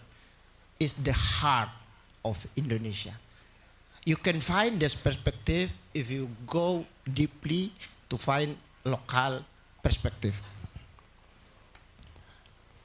That's why we see Indonesia, which is diverse in ethnicity, culture, and religion. It's a beautiful Indonesia that make Indonesia Indonesia. Next slide. So I think that's summarized about the. Okay, this is Tribun Network. So Nelson from Aceh in the left side. Flight to Papua, I think it took like 5 hours. Yeah, it's just same you fly from Melbourne to Hong Kong. Yeah, right. Yeah, that's Indonesia.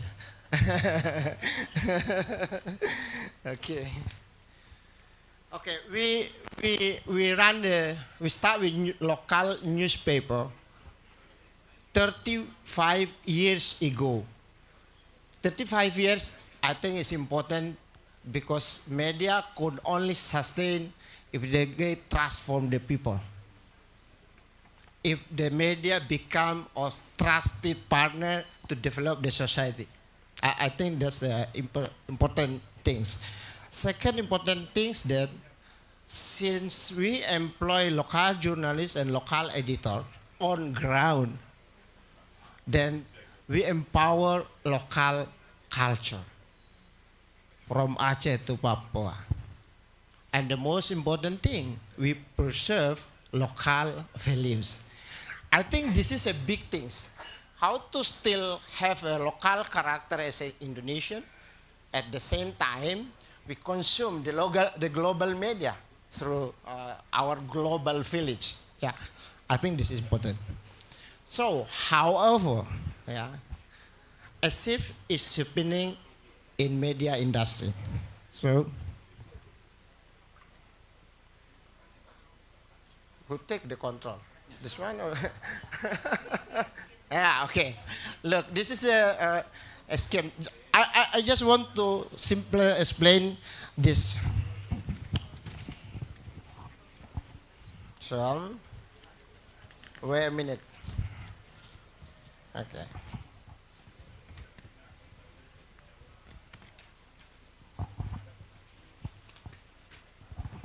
Let's imagine the era of newspaper,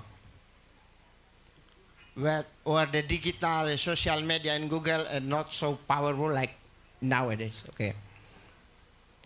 I want to emphasize that journalists works to find and to process information and to publish them to the public. Editor process the news and decide what news, in what angle, for the public. My point is, the editor has the power to decide what public should remember and what should be forgotten. Yeah. Editors are responsible for building a good and healthy society. Fortunately, the editor's immense power is guided by press ethics, press law, and one more thing, local values. It's all ensure the editor works for the public, for democracy, and protect the local values. Okay, and then, this is our word. Next slide. Okay. Pasam, next slide, please help. This is our word now, the digital. Look at the red sign. Technology, algorithm. Behind the technology, there is a system. Yeah, we call it algorithm. So, when shifting occurs, the editor extraordinary power pass to algorithm. So now the editor is algorithm. Since 70% of website audience coming from the platform. So actually the editor, the real editor is technology, the real editor is algorithm. The algorithm determines what the public should see and forget. Just same the power with the editor does. The big problem is the algorithm works on a global scale for all ethnic groups and all religions. Global society, through algorithm, proceed the same direction, forming a unified global village. I discussed with with my friend in a global tech company. I introduced this perspective and he told me, leave algorithm to the user, to their behavior. Since you know, the user, the content, the raw material, it's a raw material for digital tech company. And it is free. That's Australian news bagian code ask, please pay. This is our raw material. You should pay. It's not free. Yeah, it's a gold. It's a gold mining. Okay, but leave algorithm to user, to their behavior, and let algorithm work to provide content and news that are relevant to them. Actually, consists a big problem. It looks democratic since you have you hand over the power to user, not to the media. But here is at least two problems. One, what if there is human intervention in tech company to remote content? Who control them? This is happen. If the government body or some figure in the political private that's strong, they can ask platform to take out some of content. It's happened also in our world as a publisher. But it's all work in the backstage. Nobody responsible, nobody know. Okay. Second, what if the algorithm which work with the amount and the quality of engagement move in a direction that actually destroys society and civilization? Who control them? That's the point when the editor or when algorithm take over the power of human editors. Next. The contrast is there, not here. Yeah. So that's algorithm, then that's a human editors. Yeah, okay. Next, please. So, okay. Here is my big question at this forum. Who watch, who control the guys, the men behind algorithm? Since algorithm decide of what public would see and would gotten, who control them? Is Indonesia legislation, Indonesia president, Indonesia parliament, or should Malaysia parliament? Or should United States parliament? Who control these powerful guys? And who know them? Any of you know who is the man behind the algorithm? I want to state my important point. Okay.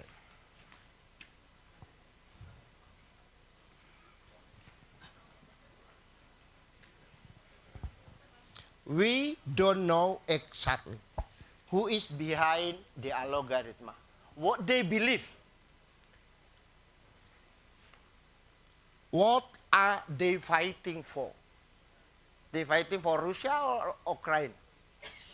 I don't know. They fighting for Israel or for Palestine? I don't know.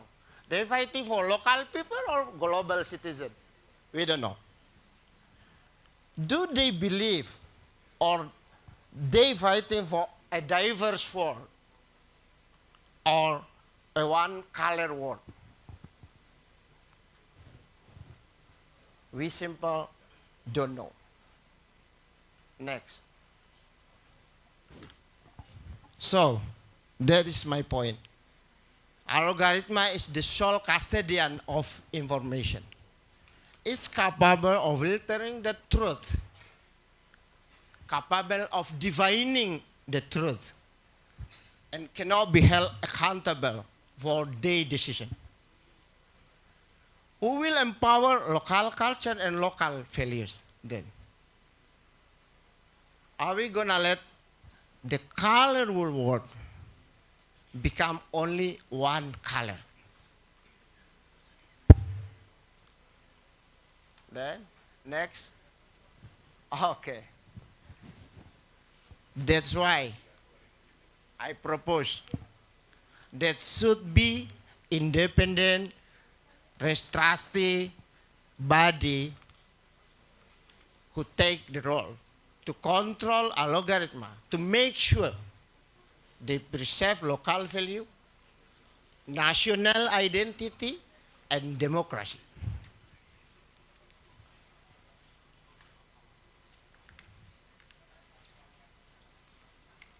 Because we want to pass on a diverse world to our future generation. And hopefully, the algorithm also work in the same direction. I close this presentation with I think this is the famous quotation.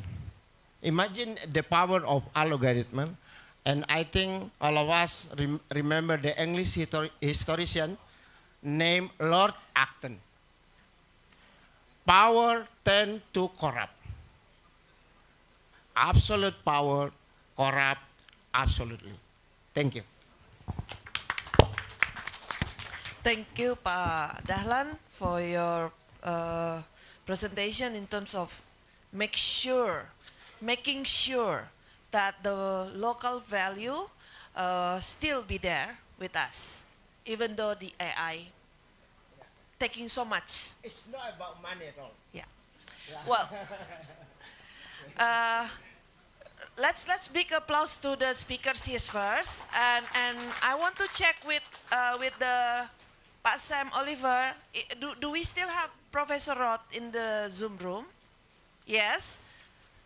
Pak Roth, Professor Roth, we are finished. We finished with the presentation now, and would like to open the session for comments and question answers. I hope you still with us and willing to take one or two questions from the floor here.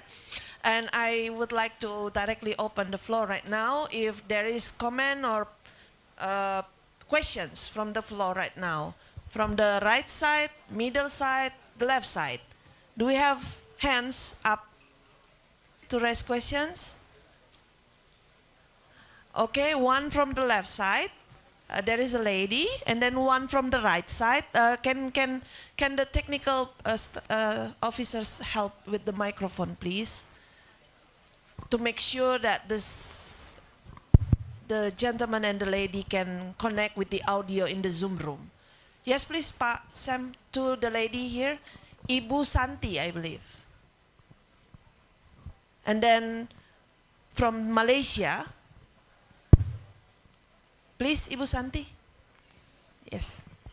Thank you for a very comprehensive presentations to all speakers. I have a question to our Australian fellows who are the speakers. Since the regulation or the code is to fight against monopoly, like should be an antitrust government agency who fights it instead of under the press council. But I'm just wondering, in Australia or whatever you found out when we were going to go for bargaining code, is there any where in the world that the press council regulates the body to fight against antitrust? Okay, I'm sure Professor Roth already take that question too. Next, our friend from Malaysia, please help. Thank you. Oh, Ibu Noni, thank you very much for your help. She is our journalist. Okay, my name is Chamel. I'm from Malaysian Press Institute. Press Institute. I've got a question for Nelson Yap.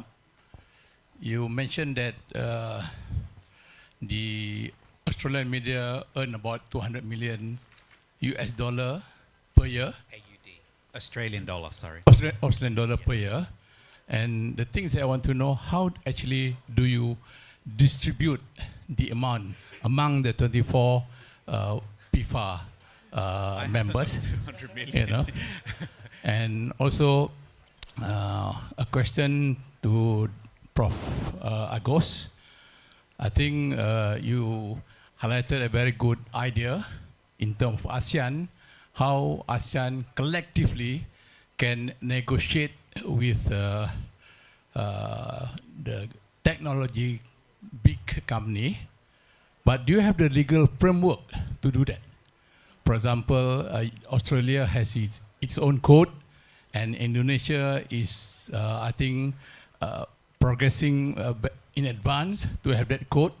We in Malaysia is still, we don't have discussion about creating a code, but maybe after this seminar, we will suggest to the industry and the government as well, so that the code can be put in place and have legal standing so that Malaysia with a population of 30 million people, Australia has about 26. So we are in the position to negotiate with Google, Facebook, TikTok, and the rest. And I think it is important that, according to Prof. Sims, that designation must be included in the code. Perhaps Prof. Rod Sim can reinforce the point so that we can take home whatever we can take, so that we can have the same maybe legal framework in Malaysia. Thank you very much. Thank you. Do we still have one from the middle table? No? Okay, for now. Professor Sims, we have questions raised to you. Yeah. Allow me first. One from Miss Santi. She asks you if there is example or benchmark when a press council taking care of the anti-monopoly object. That's the first thing. And the second thing from our friend of Malaysia, wishing that you can emphasize how the legislation process, that he can also bring that home, learning from your experience as the regulator and the drafter of the bargaining code. Well, maybe 1 or 2 points related to that. Allow me to also address that the question also to Nelson Yap, also from Malaysia, about how to spending the money that you got. But do we have questions from the Zoom meeting? Friends from the Zoom meeting? Can Pak Sam show us? No? Nobody raise hand? Okay. Well, if there is later on, please inform us, Pak Sam. Thank you. So, Professor, time is yours, please. Okay, can you hear me all right now? Yes. Okay, so the Press Council in Australia does not have a role in the code, but and really there isn't much role for, well, there's role for two regulators in the code. Our media regulator, called the Australian Communications and Media Authority, it registers media organisations to be eligible to participate in the code, and then it chooses a panel of arbitrators who would arbitrate if called on to do so. The ACCC, the competition regulator, the equivalent in Indonesia is the KPPU, if I remember the initials well enough, we make sure that the companies, Facebook and Google, comply with the terms of the code. So if they were not to negotiate, if they were not to accept the arbitration, then we could take them to court and there would be huge penalties attached to them. And if they kept not doing it, the penalties would continue and they would ultimately be in contempt of court. So those are the two roles being played by regulators in Australia. The Press Council in Australia does not have a role. As I mentioned earlier, Facebook and Google decided to do deals without being designated to avoid designation. So none of those provisions were ever needed, but the objective was achieved in the sense that deals were done, and the only objective of the code was that deals were done between Google and Facebook on the one hand and media businesses on the other. Now, in terms of the second question about how was the money distributed, it was negotiated by each media company or groups of media companies. So we have 4 large media companies in Australia: the Australian Broadcasting Commission, what's called 9, another organisation called 7, And then we have News Limited, owned by Rupert Murdoch. So we have 4 main media companies. We have a whole lot of other media companies, some doing regional media, some doing multicultural media, as we talked about earlier, and then The Guardian, and a massive range of small media companies. They all did their own, either they negotiated individually or they negotiated separately, and the money they got came out of those negotiations. So there was never a question of government intervening in determining the amounts or distributing the money. It was up to individual negotiations. If Google and Facebook had not negotiated, they would have been designated under the code, and again, the money would have been determined by negotiation, or if that failed, arbitration by arbitrators who determine how much the Australian Broadcasting Commission got, how much Nine got, how much Murdoch, the News Limited got, and so on. So this was the whole purpose of the code, was to facilitate equal bargaining between Google and Facebook and the news media businesses, and that equal bargaining was brought about by ultimately the right to go to arbitration to get an arbitrated outcome if deals couldn't be negotiated. So it's all about individual deals, not government intervention. I hope that answers at least the main questions, but happy to elaborate if I haven't dealt with everything there. Thank you. Thank you, Professor. So the question been answered already. Next, Nelson, do you?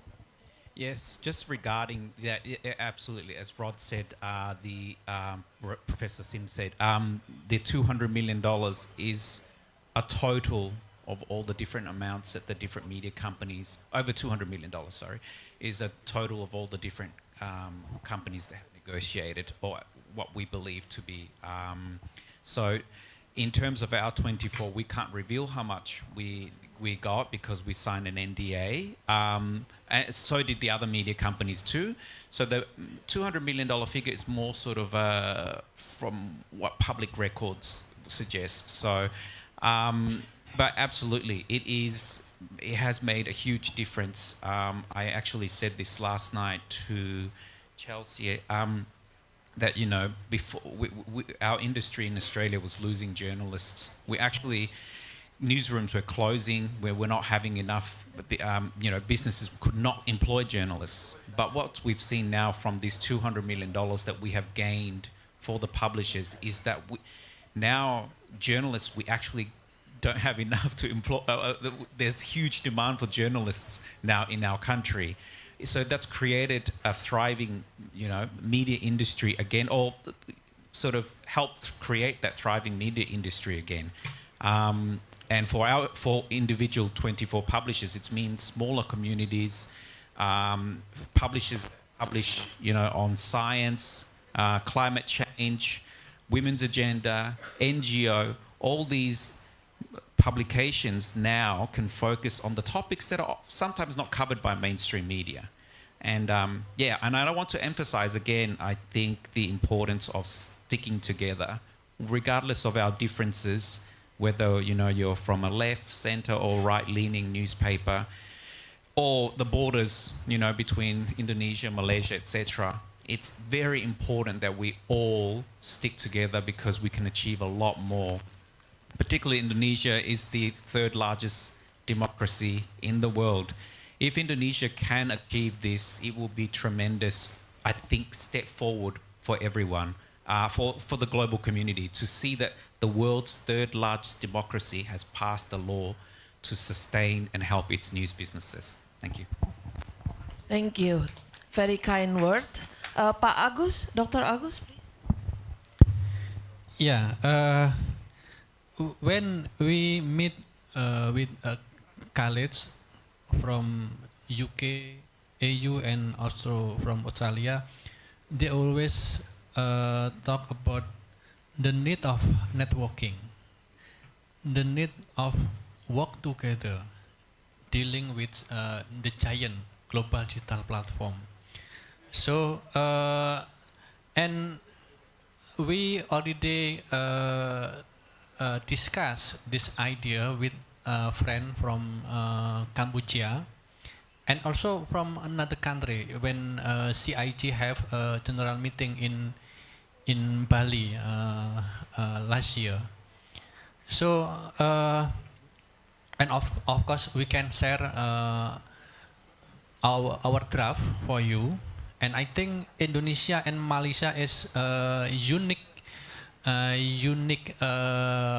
entity in this thing because we have quite similar language. I think we need, for example, the idea to set up a search engine in Bahasa Melayu like that. So we have a unique relation, and I think if we can work together in this context, how to build fair, balanced, and transparent economy, technology, and news relation between publisher and the giant global digital platform is very important. So because the Google, Facebook is the giant one, the giant. So I think it's also a story, experience from Europe when Spain and also France try to negotiate with Google, Facebook. They also have similar problem. So I think we need to mainstreaming the idea of bargaining code, publisher right, Digital Economy Act, Digital Business Act, that's still ongoing process in EU now. So what we call in Indonesia is try the domestication of digital platform. How the government in national entity try to create some regulation, new regulation, to domestify, to regulate the digitalization, transformation digital in every single country. So I think because we need more information, we need more discussion about it. I think the idea to establish the caucus or lion of media association across country in ASEAN region is, I think, very contextual and very important. And hopefully we will meet again in this kind of discussion, in this kind of meeting to try to realize this idea. Thank you.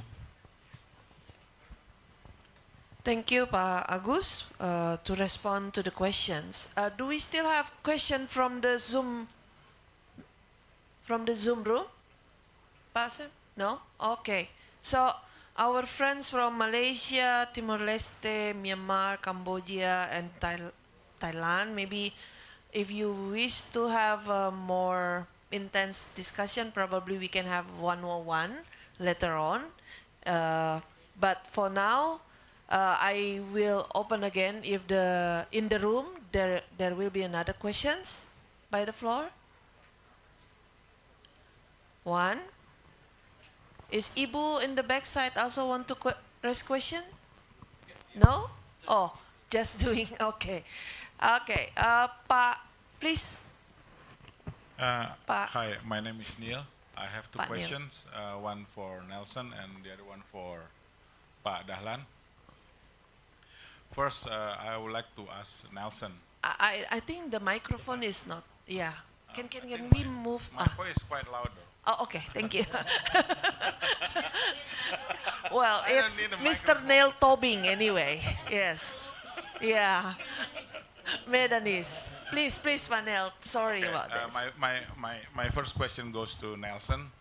I'm quite interested with the 200 million plus amount Everyone that is. you receive from the platform during the 6 months negotiation, right? It's quite a short period of time that you can get additional 200 million Aussie dollars Yes. for the publisher. I just want to know what is the amount, the total amount of the advertising expenditures in Australia, especially from the online? Because yep. as Pa Agus mentioned earlier, that here in Indonesia, the revenue sharing ratio is 70%, 70 to 30%. So using that formula, whether that that formula also applies to get the 200 million Aussie dollars additional revenue. Okay, and to Pak Landahi, I think I have the same opinion with you that this algorithm should be observed, surveilled by the independent body. What do you think the most appropriate body in Indonesia, whether we have to establish a new one or we can use an existing one?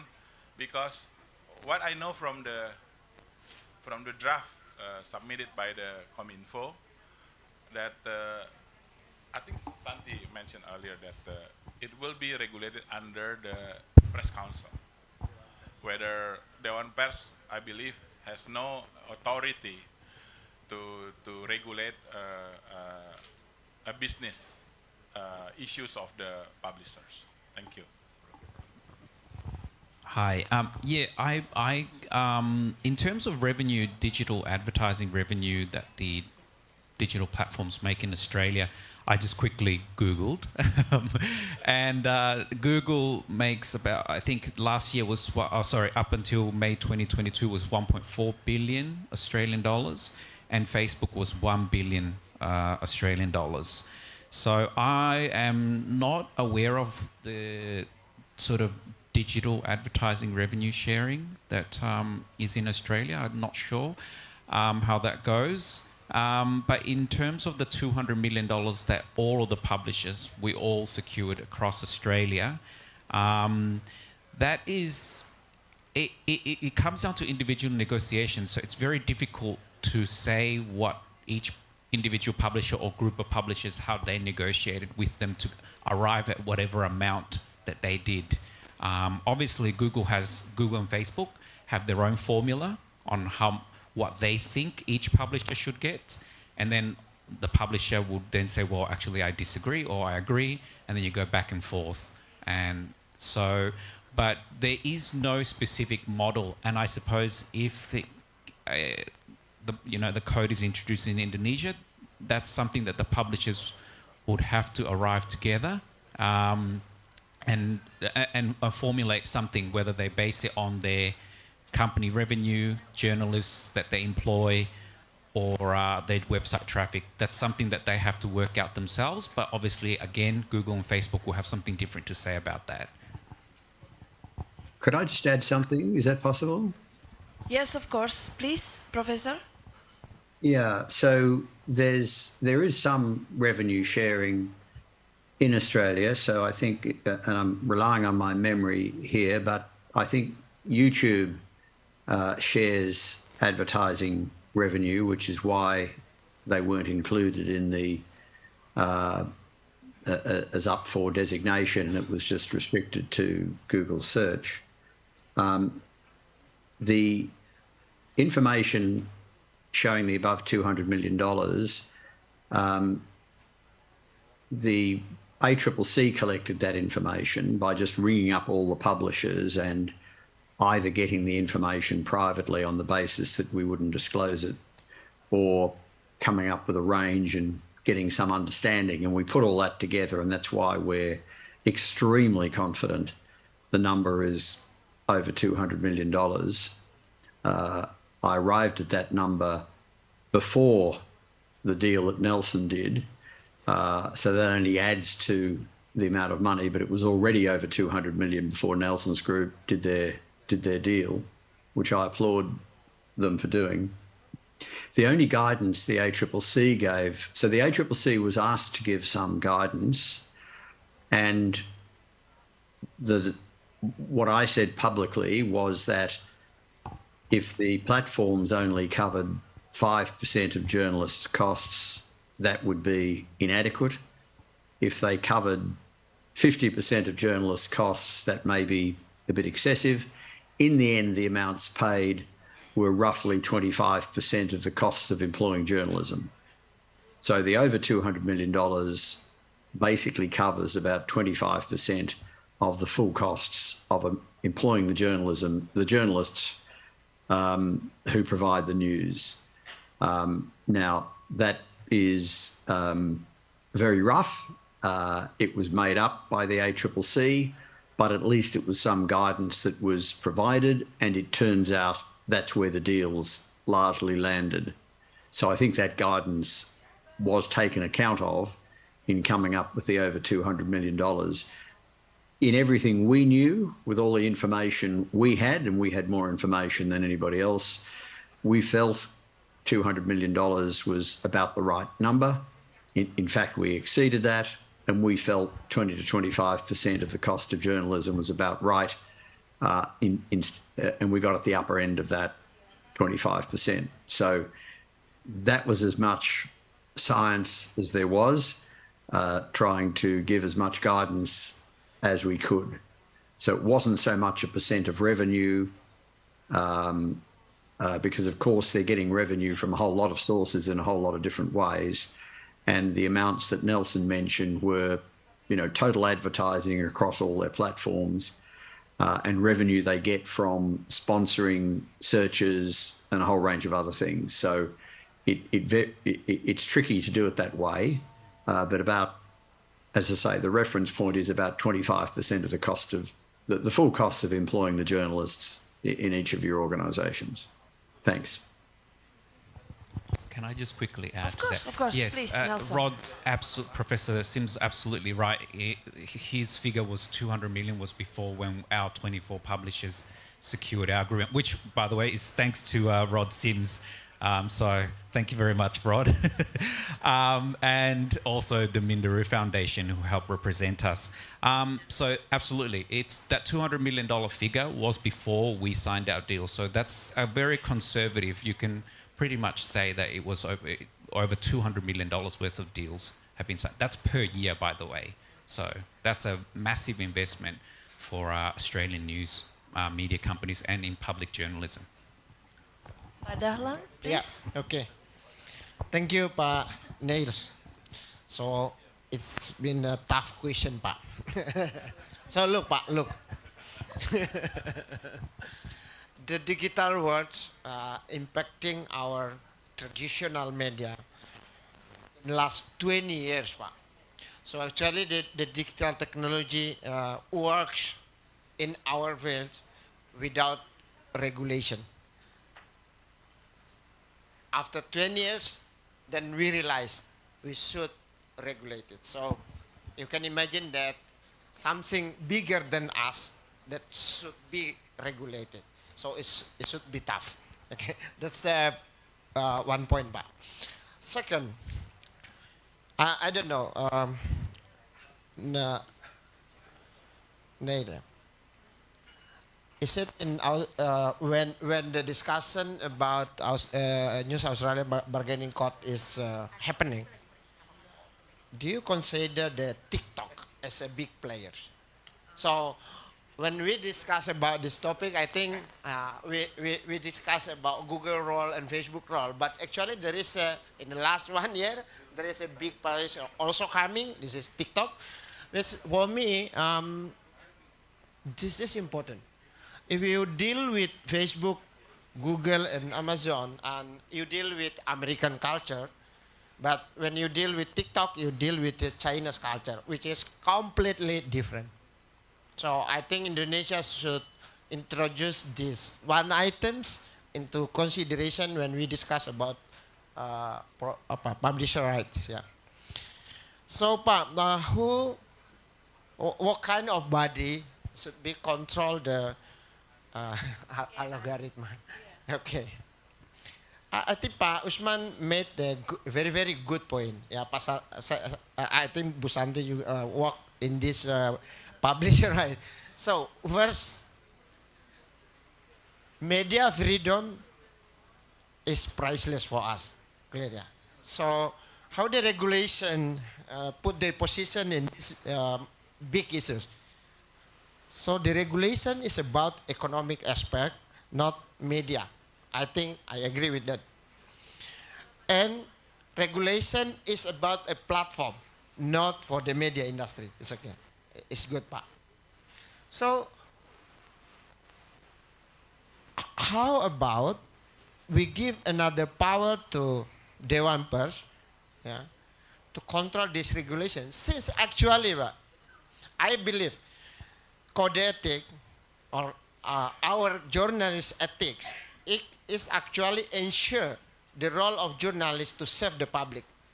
That means that if we can use the journalist ethic as the foundation of journalism works, then we can make sure that we preserve the local culture. So the role of Dewan Pers is actually is based on the journalist code. That's my point. But I understand, Pak, this is a massive topic, yeah. But thank you very much. Yeah, thank you, Pak Dahlan. Tricky question actually from Pak Neil. And then another tricky answer from Pak Dahlan, yeah, about the position of this institution or this so-called body. It's become a very hot topic to be discussed next. And perhaps this will be also part of the moving forward of the advocacy leading by all these media community, and not only in Jakarta, because it's also encouraging the local media. Pak Nelson, perhaps when you said the experience from your organization, you said independent and local news publishers. So perhaps one explanation about that, because in this room right now, we have not only media owners from Jakarta, but we also have media owners from other provinces across Indonesia. As Pak Dahlan said, from Aceh to Merauke, it's 5 hours flight, like Melbourne to Hong Kong. So please. Definitely. Thank you very much. Yes, well, as I think I put on the slide before, our 24 publishers reflect the diverse group in Australia. From our group, I think on the list there was Yanchep News, which was a very small newspaper in a regional town. I would say it's about 15,000. So it's a very small regional town. So that's the only paper in town. And then there's Narracourt News as well, which is part of our group. So again, they represent around 15,000, I believe. Now, Narracourt News was actually started after ACM, Australian Community Newspaper, closed down their newsroom in that town.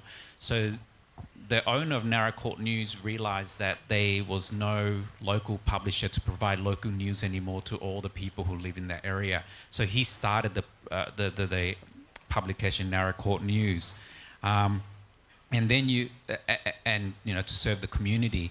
And then we've got also Australian rural and regional newspapers. So again, all of these small regional towns, often they don't have big newspaper presence in their towns. And sometimes when they do get news, the news is very metropolitan orientated.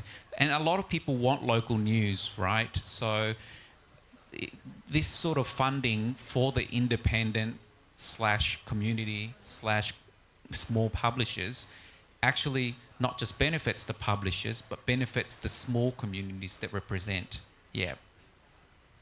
Thank you, Nelson. So we must encourage our local newspapers need to be endorsed and growing. As what Pak Dahlan also said, Tribun also coming from very small and combined to be together as a network. So allow me from the left side, if just one more time to check in the Zoom room, do we have questions? Pak Sam Oliver, do we have? No? Okay. So From the Zoom room, nobody raised questions for the speakers and the panelists, and Professor Roth still with us.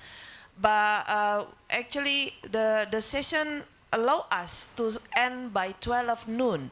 But because there is no more questions for now, and perhaps you prefer to have one-on-one dialogue with the speakers here, sometimes shy maybe, yeah? Nelson is very kind to be open with us. We may continue one-on-one dialogue after the session finish. So allow me to invite for closing statements, Professor Sims, will you start your closing statements before we end the seminar this afternoon? And we'll follow with the other panelists. Time is yours, please. Thank you very much. Well, I'm going to echo a bit of what Nelson has said and make the point that it would be wonderful if Indonesia were to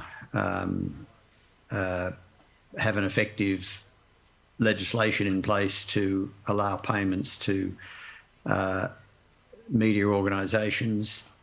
The second point is that Nelson's organisation was an extraordinary coming together of a lot of newspapers that weren't otherwise affiliated, and that was terrific. But we also had collective bargaining by Country Press Australia. That was an existing newspaper group, so it already had people involved. It had its own few full-time employees, and so they could readily bargain on their behalf. But as Nelson just indicated, many of these in his group and also in Country Press Australia were extremely small. So when you have small media companies, it really is very important that they come together, whether they come together through existing organisations or whether there's government funding to help them to come together. In Nelson's case, it was the Minderoo Foundation, a philanthropic foundation, which was terrific for them to do that. But unless there's an existing media organisation to do the negotiations, then there needs to be some assistance to allow people to be employed to negotiate on their behalf. Finally, in relation to TikTok and Apple News, the ACCC did the work to present the need for the code from 2018 to early 2019. At that time, it was really Google and Facebook that were dominant. In Australia, at least, it's only later that TikTok has become relevant, and of course Apple News as well. So if we were doing the study now, I dare say TikTok and Apple News would be included. I think when the government gets around to reconsidering the code, as I say, it's a new government, has not even been in power for a year now, got many priorities. I suspect when the code is looked at, it will be extended to other companies beyond Google and Facebook. But the key issue, as Nelson has said, and I want to emphasise, is media coming together to call for the code, to call for negotiation, arbitration, to call for the fact that if you do a deal with one company, you do a deal with the lot. The Australian legislation is there to be copied. The Canadians are largely copying it. So the framework is in place. But all media need to come together to call for it. Now, I think from what was said earlier, that's happening. It'd be good to understand more about exactly what's happening, but it sounds like, given what was stated earlier, that you are on track to have legislation put in place. I really hope that's the case, because it will help journalism in Indonesia, help Indonesian democracy, and set a great benchmark for the world. Indonesia is a much larger country than Australia. If Indonesia can do it as well, I think Canada's going to do it. We really then have momentum for this to happen all around the world. So I wish everybody all the best in bringing about legislation to make sure that media is sustained in Indonesia. Thank you. Thank And you, thank you for the Professor. Big invitation. applause to you. Very encouraging word and a kind word towards the Indonesian advocacy team to continue working on the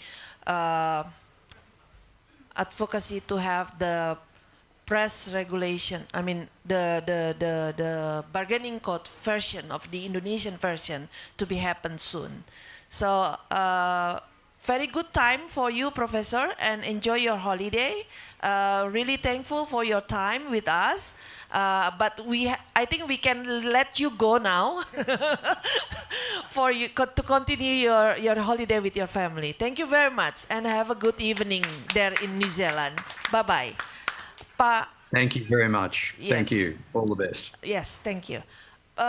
Dr. Agus Sudibyo, allow me to use this opportunity that Professor Rod Sims just mentioned all the best with the work that you have done with your colleagues.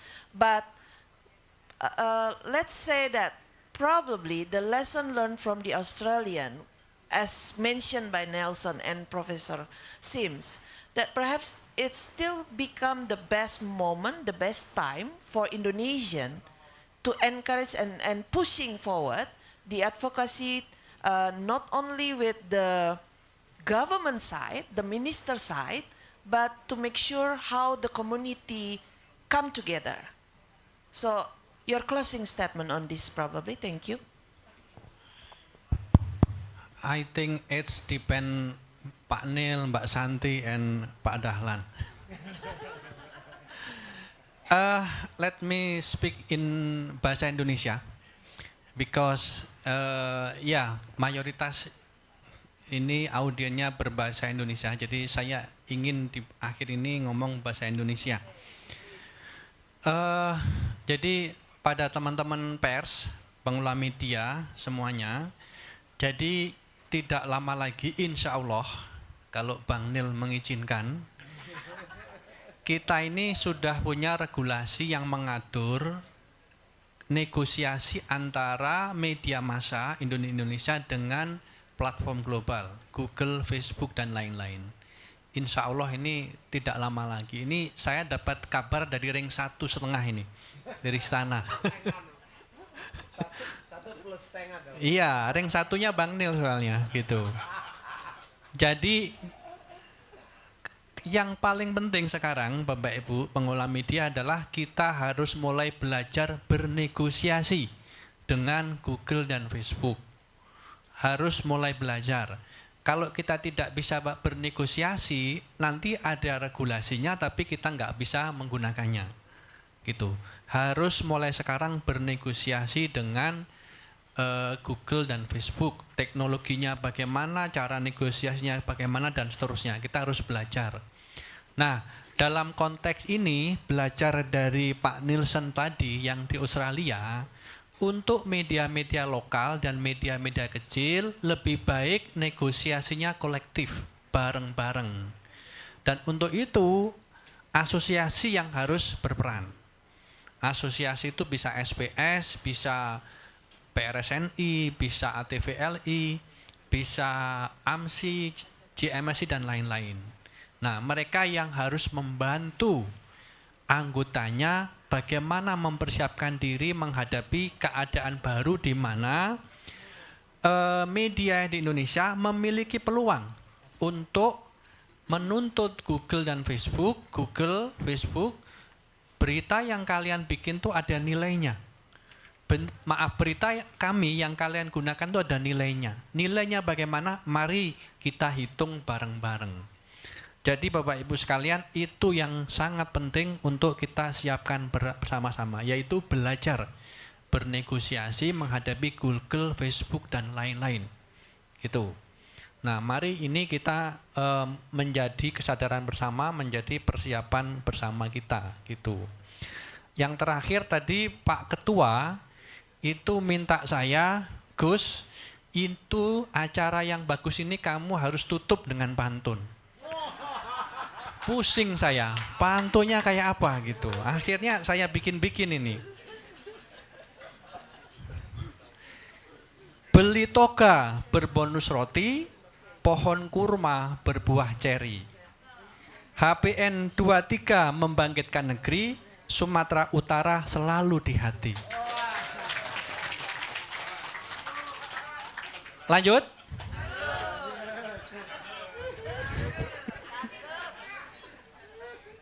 Di kota Medan kita beli tasbih. Cukup sekian, terima kasih.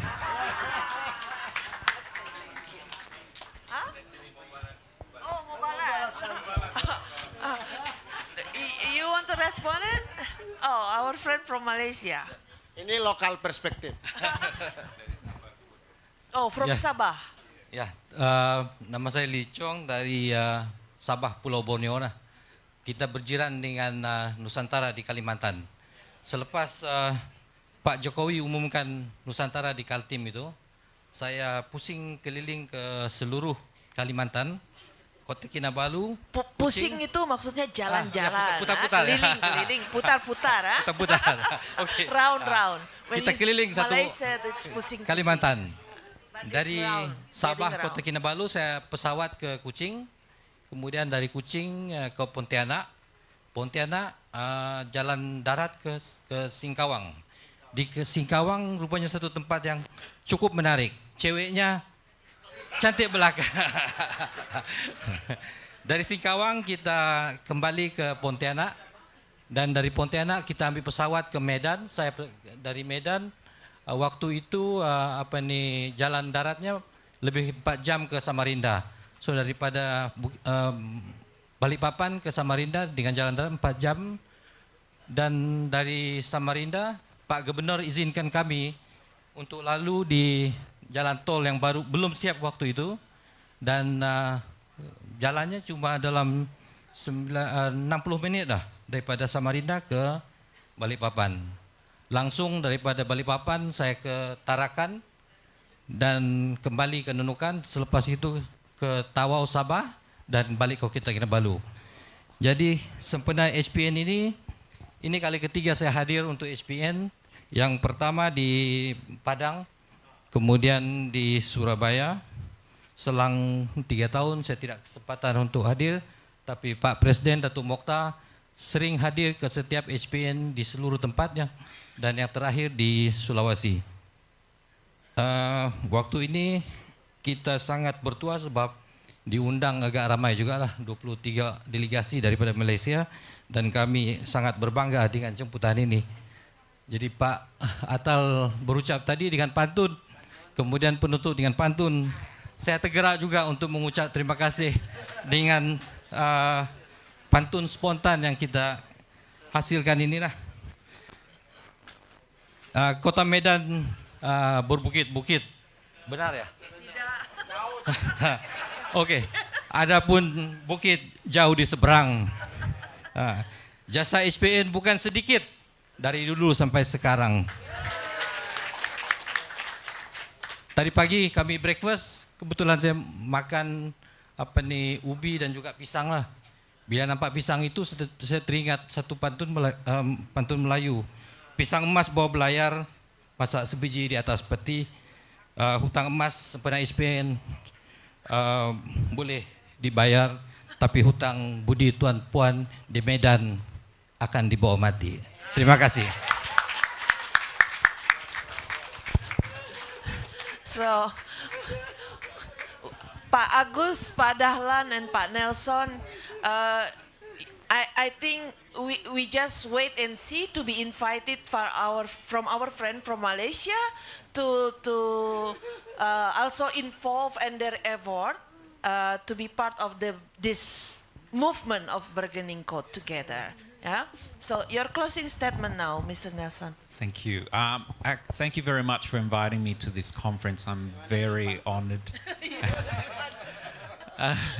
I'm very honored to be here amongst all of you, my colleagues, over 100 colleagues from from Indonesia and the ASEAN nations, Philippines, Thailand, Timor-Leste as well. I'm actually Timorese.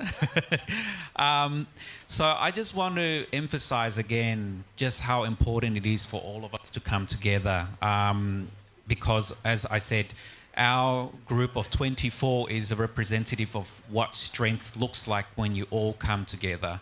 And it is going to be a challenge, as Rod pointed out before. You know, there was no sort of professional staff to get us together. I had to do a lot of the work. So I would ring the Greek publisher I knew and I said to him, do you know any publishers who want to be involved? And he said, I'll call you back. And then 2 days later, the Italian and the Jewish newspaper joined. I said, okay. And I ring the Chinese, and then he rings the Indian, and then it kept going and going and going. And this is what you all have to do. There's over 100 of you here today. You go out there and you call 1 or 2 publishers each, and all of a sudden you've got 200-300 publishers who are ready to join in this, collective bargaining. And you'd have to look at collective bargaining, particularly if you're a small independent or community newspaper. Collective bargaining is the approach, the best approach for you to get secure funding from Google and Facebook. And we haven't been approached in Australia yet to, for the caucus. If you ever thought about it, if you ever create it, I'm sure the Australian associations like ours would participate in the caucus and share our experience negotiating with Google and Facebook, because the best thing I think for not just Australia, not just Indonesia, it would be great if Indonesia passes it, is to see our friends, neighbors and colleagues in Malaysia, in Philippines, in Thailand, Vietnam, all the Timor-Leste, all the countries in ASEAN pass similar legislation, because it's time that, media and public interest journalism is supported. Thank you. Thank you, Pak Nelson. Pak Dahlan, Karena saya mau bikin pantun, saya bahasa Indonesia saja. Oke, bahasa Indonesia. Sebab pantun hanya dimengerti orangnya yang mengerti lokal perspektif, Pak. So I think Nelson is hard to understand what is pantun. Yeah, of course. Because this is a local heritage, ya. So, saya tutup dengan pantun. Media itu saya rasa pekerjaan besarnya bukan membuat berita, Mbak Santi ya. Kita bikin Indonesia Digital Association dan kita menemukan masalah ini.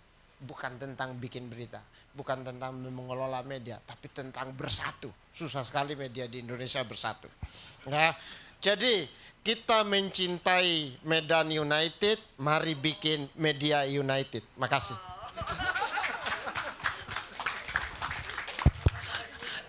Too quick, too short. I haven't get my drink yet. Oke, cakep pokoknya. Cakep ya.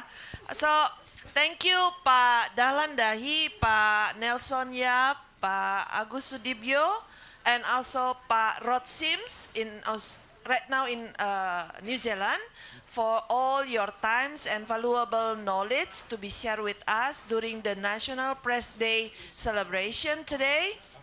And of course, we also grateful for your presence here in the room together with us from the beginning up to the end right now. And just to make one short statement to close this, the topic of digital disruption and sustainable media ecosystem governance propose not only for the current situation, but it will be moving forward together, and there is a proposal from all the speakers and even from the floor, coming from all of you, that we must come together, and not only in Jakarta, but also across Aceh until Merauke, and we cross the border, because we are global village anyway. Our friends from Thailand, our friends from Malaysia, our friends from Philippines and Timor-Leste and also Myanmar, they also having similar problem, and we map that problem. And the only thing that we can move forward with, the obstacle right now what we have is when we propose to have what Pak Dahlan said before, just now, a united between us. So allow me to close this with the testament. Thank you very much for all your attention, and my apology if there is a mistake in leading and chairing this seminar. I thank you. I give back to the MC. Do we have something proposed? No? Yes, please. Thank you, Mr. Chelsea. Ladies and gentlemen, now we would like to go to the next agenda. It is the token appreciation, and the token appreciation will be presented by the organizing committee by Mrs. Helena Rea from BBC Media Action to the distinguished speakers at the session. Would you please come forward?